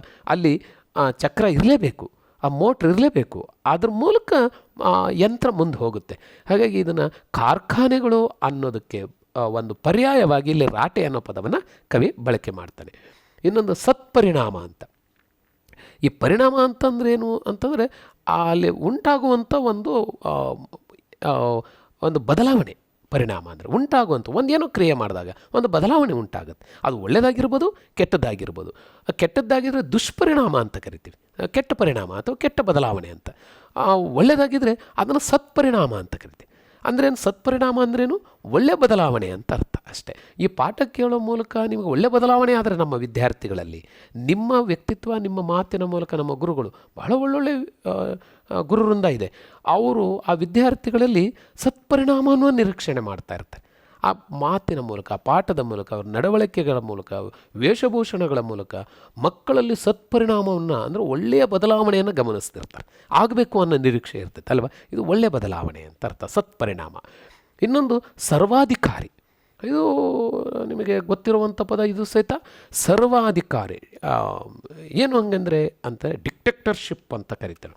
ನಾನು ಹೇಳ್ದಂಗೆ ಆಗಬೇಕು ಅಂತ, ಯಾರ ಅಭಿಪ್ರಾಯಕ್ಕೂ ಮನ್ನಣೆ ಕೊಡದೆ ತನ್ನ ನಿಲುವಿಗೆ ಕಟಿಬದ್ಧನಾಗಿ ನಿಲ್ಲೋದನ್ನು ಇದನ್ನು ಸರ್ವಾಧಿಕಾರಿ ಧೋರಣೆ ಅಂತ ಕರೀತಾರೆ. ಅಷ್ಟೇ ಅಲ್ಲ, ಆ ಅಧಿಕಾರದಲ್ಲಿ ಬಹಳ ಇಂಪಾರ್ಟೆಂಟಾಗಿ ಇದು ಪರಿಣಾಮ ಬೀರುತ್ತೆ. ಎಲ್ಲ ಅಧಿಕಾರನೂ ಸಹಿತ ಒಬ್ಬನ ಕೈಯಲ್ಲೇ ಇದ್ದರೆ ಅದನ್ನು ಸರ್ವಾಧಿಕಾರಿ ಅಂತ ಕರೀತಾರೆ. ಸರ್ವಾಧಿಕಾರ ಧೋರಣೆ ಇದು. ಸರ್ವಾಧಿಕಾರ, ಸರ್ವ ಅಧಿಕಾರವೂ ಒಬ್ಬನೇ ಕೈಯಲ್ಲಿ ಇರುವುದು, ಅಂದರೆ ಎಲ್ಲ ಅಧಿಕಾರನೂ ಒಬ್ಬನೇ ಕೈಯಲ್ಲೇ ಇರುವುದು ಅಂತ ಅರ್ಥ. ಇನ್ನೊಂದು ಹರಿತ ಅಂದರೆ ಚೂಪಾದ ಅಂತ, ಹರಿತವಾದ ಕತ್ತಿ, ಚೂಪಾದ ಕತ್ತಿ ಅಂತ ಅರ್ಥ ಹರಿತ ಅನ್ನೋದಕ್ಕೆ ಅರ್ಥ ಆಯಿತು ಅಂತ ಅನ್ಕೊತೀನಿ. ಓಕೆ, ಇಷ್ಟು ಪದಗಳು ನಮಗೆ ಮನನ ಆದರೆ ನಾನು ನಿಮಗೆ ಎಷ್ಟು ಸಾಧ್ಯನೋ ನಿಮ್ಮ ಅನುಭವಕ್ಕೆ ಈ ಪದಗಳನ್ನು ತರೋದಕ್ಕೆ ಪ್ರಯತ್ನ ಮಾಡಿದ್ದೀನಿ. ಮತ್ತು ಉದಾಹರಣೆಗಳನ್ನು, ದೃಷ್ಟಾಂತಗಳನ್ನು, ಸನ್ನಿವೇಶಗಳನ್ನು ನಿಮಗೆ ಪರಿಚಯಿಸುವ ಮೂಲಕ ಈ ಪದಗಳು ನಿಮ್ಮದಾಗಿಸ್ಕೊಂಡಿದ್ದೀರಿ ಅಂತ ಅನ್ಕೊತೀನಿ. ಗೊತ್ತಾಗಿಲ್ಲ ಅಂದರೆ ಮತ್ತೊಮ್ಮೆ ಇದನ್ನು ಗಮನಿಸಿ, ಖಂಡಿತವಾಗೂ ನಿಮಗೆ ಮನನ ಆಗುತ್ತೆ. ಓಕೆ, ಈಗ ನಾನು ಬಹಳ ಮುಖ್ಯವಾಗಿರುವಂಥ ಮತ್ತೊಂದು ಅಂಶ ಏನು, ಹಸಿಮಸಿ ಕೃಷಿ ಅನ್ನುವಂಥ ಪಾಠ ಏನಿದೆ, ಪಾಠದ ಅರ್ಥಗ್ರಹಿಕೆಗೆ ನಾನು ಇಡೀ ಪಾಠವನ್ನು ಒಂದು 2 ಪೇಜ್, ಫುಲ್ 2 ಪೇಜ್ ಇದೆ ಪಾಠ. ಅದು ಆ ಪಾಠವನ್ನು ಒಂದು 5-6 ಏನು ಒಂದು 7-8 ಪ್ಯಾರಗಳಿದ್ದಾವೆ. ಇವನ್ನು ಒಂದೊಂದು ವಿಷಯದಲ್ಲಿ ಹೇಗೆ ಗ್ರಹಿಸಬೇಕು ಅಂತ ಗಮನಿಸೋದಕ್ಕೆ ನಿಮ್ಮ ಗಮನನ ತರೋದಕ್ಕೆ ಪ್ರಯತ್ನ ಮಾಡಿದ್ದೀನಿ. ಏನು ಅಂದರೆ ಅರ್ಥಗ್ರಹಿಕೆ ಆಗಬೇಕು ಈ ಪಾಠ ಚೆನ್ನಾಗಿ ಅನ್ನೋದಾದರೆ ಇದರಲ್ಲಿ ಸಾಕಷ್ಟು ಗಾದೆ ಮಾತುಗಳನ್ನು ಬಳಸಿದ್ದಾರೆ ಕವಿ ಲೇಖಕರು. ತುಂಬ ಚೆಂದ ಇದೆ. ಎಲ್ಲ ಗಾದೆಗಳು ಸಹಿತ ನೀವು ಅದನ್ನು ಹೆಕ್ಕಿ ತೆಗೆದು ಒಂದು ಕಡೆಗೆ ನೀವು ಬರ್ಕೊಳೋದು ಬಹಳ ಇಂಪಾರ್ಟೆಂಟ್ ಅಲ್ವಾ. ಗುರುಗಳಾದರೂ ಯಾರು ಗುರುವೃಂದದವರು ಇದ್ದೀರಿ, ಪಾಠವನ್ನು ಗಮನಿಸ್ತಾ ಇದ್ದೀರಿ, ಅವರಿಗೂ ಇದನ್ನು ಒಂದು ಕಿವಿ ಮಾತು ಏನು ಅಂದರೆ ಆ ಪಾಠದಲ್ಲಿ ಏನೇನು ಗಾದೆ ಮಾತುಗಳಿದ್ದಾವೆ ಆ ಗಾದೆ ಮಾತುಗಳನ್ನೆಲ್ಲ ಒಂದು ಕಡೆ ಹೆಕ್ಕಿ ತೆಗೀರಿ. ತೆಗೆದು ಗಾದೆ ಮಾತುಗಳನ್ನು ಮೊದಲು ಅರ್ಥೈಸೋದಕ್ಕೆ ಪ್ರಯತ್ನ ಮಾಡಿ. ಆನಂತರ ಖಂಡಿತವಾಗೂ ಪಾಠ ಚೆನ್ನಾಗಿ ಅರ್ಥ ಆಗುತ್ತೆ. ಹಾಗೆ ಗಾದೆ ಮಾತುಗಳ ಅರ್ಥಗ್ರಹಿಕೆ ಬಹಳ ಇಂಪಾರ್ಟೆಂಟು. ಅದನ್ನು ಈ ಪಾಠದಲ್ಲಿ ನಾವು ಗಮನಿಸ್ತೀವಿ, ಅದಕ್ಕೆ ಹೆಚ್ಚು ಒಂದು ಆದ್ಯತೆಯನ್ನು ಕೊಡ್ತೀವಿ. ಮತ್ತೊಂದು ಬಹಳ ಇಂಪಾರ್ಟೆಂಟ್ ಆದಂಥ ಅಂಶ ಏನು ಇದರಲ್ಲಿ, ಗ್ರಹಿಕೆ ಅಂಶಗಳು ಅಂತ ಕರಿತಾ ಇದ್ದೇನೆ ನಾನು. ಪಾಠ ಓದಬೇಕಾದ್ರೆ ಈ ವಿಷಯಗಳಿಗೆ ಹೆಚ್ಚು ಫೋಕಸ್ ಮಾಡಬೇಕು, ಒತ್ತು ಕೊಡಬೇಕು. ಇನ್ನೊಂದು, ದೇಶದ ಅಭಿವೃದ್ಧಿಯ ಭಾಗಿದಾರರು ಯಾರು ಅಂತ. ಒಂದು ದೇಶ ಅಭಿವೃದ್ಧಿ ಆಗಬೇಕಾದ್ರೆ ಅಲ್ಲಿ ಯಾರ್ಯಾರು ಭಾಗಿದಾರಿದ್ದಾರೆ, ಪಾರ್ಟಿಸಿಪೇಷನ್ಸ್ ಯಾರ್ಯಾರಿದ್ದಾರೆ, ಬಹಳ ಮುಖ್ಯವಾದಂಥ ಪಾತ್ರ ವಹಿಸಬೇಕಾಗಿರೋರು ಯಾರ್ಯಾರು ಅನ್ನೋದು ಈ ಪಾಠದಲ್ಲಿ ನಾವು ಗಮನಿಸಬೇಕು. ಒಂದು ಅಭಿವೃದ್ಧಿ ಅಂದರೆ ಏನು ಅನ್ನೋದು ಗೊತ್ತಾಗಬೇಕು ನಮಗೆ. ಮತ್ತೊಂದು, ರಕ್ಷಣಾ ಪಡೆಗಳ ಮಹತ್ವ. ಒಂದು ದೇಶದಲ್ಲಿ ಅಥವಾ ಈ ಪಾಠದಲ್ಲಿ ಬಹಳ ಇಂಪಾರ್ಟೆಂಟ್ ನಿಮಗೆ ಗಮನಿಸೋದು, ರಕ್ಷಣಾ ಪಡೆಗಳಿಗೆ ಎಷ್ಟು ಅಗತ್ಯ ಅನ್ನೋದನ್ನು ಈ ಪಾಠದಲ್ಲಿ ಫೋಕಸ್ ಮಾಡೋದಕ್ಕೆ ಪ್ರಯತ್ನ ಮಾಡಿದ್ದಾರೆ. ಹಾಗಾಗಿ ರಕ್ಷಣಾ ಪಡೆಗಳು, ಸೈನಿಕರು ಬಹಳ ಇಂಪಾರ್ಟೆಂಟ್ ಅನ್ನೋದನ್ನು ಈ ಪಾಠದಲ್ಲಿ ನಾವು ಅರ್ಥ ಮಾಡ್ಕೊಳ್ಳೋವಂಥ ಅಂಶ. ಇನ್ನೊಂದಿದೆ, ಸಾಹಿತಿ ಮತ್ತು ಸಾಹಿತ್ಯದ ಪ್ರಭಾವ. ಸಾಹಿತಿಯ ಜವಾಬ್ದಾರಿಗಳೇನು ಮತ್ತು ಸಾಹಿತ್ಯ ಎಷ್ಟು ಅಗತ್ಯ, ಎಷ್ಟು ಪ್ರಭಾವಿತವಾಗಿರಬೇಕು ಮತ್ತು ಎಷ್ಟು ಪ್ರಭಾವವನ್ನು ಉಂಟು ಮಾಡುತ್ತೆ ಅನ್ನೋದು ಸಾಹಿತ್ಯದ ಒಂದು ಪ್ರಭಾವದಲ್ಲಿ ಗಮನಿಸೋದಕ್ಕೆ ಪ್ರಯತ್ನ ಮಾಡಿದ್ದಾರೆ ಮತ್ತು ಅರ್ಥ ಮಾಡ್ಕೋಬೇಕು ಅದನ್ನು. ಮತ್ತು ಕೃಷಿಕರ ಮಹತ್ವ, ಕೃಷಿಯ ಅಗತ್ಯ ಮತ್ತು ಕೃಷಿಕರ ಮಹತ್ವ, ಕೊಡುಗೆ ಏನು ಅನ್ನೋದನ್ನು ಈ ಪಾಠದಲ್ಲಿ ನಾವು ಅರ್ಥ ಮಾಡ್ಕೋಬೇಕು. ಮತ್ತು ಸೈನಿಕ, ಸಾಹಿತಿ, ಕೃಷಿಕರ ಬಗ್ಗೆ ಸರ್ಕಾರಗಳ ಜವಾಬ್ದಾರಿ ಏನು ಅದನ್ನು ಗಮನ ಸೆಳೆಯೋದಕ್ಕೆ ಪ್ರಯತ್ನ ಮಾಡಿದ್ದಾರೆ. ನೋಡಿ, ಇಲ್ಲಿ ಮಕ್ಕಳು ಇದನ್ನು ಗಮನಿಸೋದು. ಯಾಕೆಂದರೆ ಇನ್ನೊಂದು ಮಾತು ಏನು ಅಂದರೆ, ಈಗೇನು ಮಕ್ಕಳಿಗೆ ಪಾಠ ಮಾಡ್ತಿದ್ದೀವಲ್ಲ ಏನು ಉಪಯೋಗ ಆಗ್ತೈತೆ ಅನ್ನೋಂಗಿಲ್ಲ ಅಲ್ವಾ. ಇವತ್ತಿನ ಮಕ್ಕಳೇ ನಾಳಿನ ನಾಗರಿಕರಾಗ್ತಾ ಇದ್ದಾರೆ. ಅವರು ಸರ್ಕಾರದ ಬಹಳ ಪವಿತ್ರವಾಗಿರುವಂಥ, ಜವಾಬ್ದಾರಿಯುತವಾಗಿರುವಂಥ ಹುದ್ದೆಗಳಲ್ಲಿ ತಾವು ಕರ್ತವ್ಯ ನಿರ್ವಹಿಸುವಂಥ ಅವಕಾಶವನ್ನು ಹೊಂದಿದ್ದಾರೆ ಅಲ್ವಾ. ಹಾಗಾಗಿ ಅವರೆಲ್ಲರೂ ಈ ಬೆಳೆಯುವ ಸಿರಿಯಲ್ಲೇ ಈ ಒಂದು ಚಿಗುರನ್ನು, ಈ ಮೊಳಕೆಯನ್ನು ಅವ್ರ ಮನಸ್ಸಿನಲ್ಲಿ ಹಾಕಬೇಕಾಗಿದೆ. ಅದಕ್ಕೆ ದೇವನೂರು ಮಹಾದೇವ ಹೇಳ್ತಾರೆ, ಎದೆಗೆ ಬಿದ್ದ ಅಕ್ಷರ ಇಂದಲ್ಲ ನಾಳೆ ಫಲ ಕೊಡುತ್ತದೆ ಅಲ್ವಾ. ಹಾಗಾಗಿ ಅವರಿಗೆ ಅಕ್ಷರಗಳನ್ನು, ಅವರ ಈ ಒಂದು ಚಿಂತನೆಯನ್ನು ಅವರ ಎದೆಗೆ ಹಾಕಬೇಕು ಈ ಪಾಠದ ಮೂಲಕ. ಹಾಗಾಗಿ ಇಲ್ಲಿ ಸಾಹಿತಿ, ಸೈನಿಕ ಮತ್ತು ರೈತರ ಬಗ್ಗೆ ಸರ್ಕಾರಗಳ ಜವಾಬ್ದಾರಿ ಏನು ಮಾಡಬೇಕಾಗಿದೆ ಇವರು ಅನ್ನೋದನ್ನು ಇಲ್ಲಿ ಮುಖ್ಯವಾಗಿ ಚರ್ಚೆ ಮಾಡೋದಕ್ಕೆ ಇಲ್ಲಿ ನಾವು ಗಮನಿಸ್ತಾ ಇದ್ದೇವೆ. ಈಗ ಪಾಠವನ್ನು ನೋಡ್ತಾ ಹೋಗಿ, ಇಷ್ಟು ಜವಾಬ್ದಾರಿ ಇಟ್ಕೊಂಡು ಈ ಪಾಠವನ್ನು ನಾವು ನೋಡಬೇಕಾಗತ್ತೆ. ಹಾಗಾಗಿ ಪಾಠವನ್ನು ನೋಡ್ತಾ ಹೋಗೋದಾದರೆ ನಾವು ಪಾಠ ಓದೋದು ಮತ್ತು ಅರ್ಥಗ್ರಹಿಕೆ ಎರಡನ್ನು ನೋಡ್ತಾ ಹೋಗೋಣ.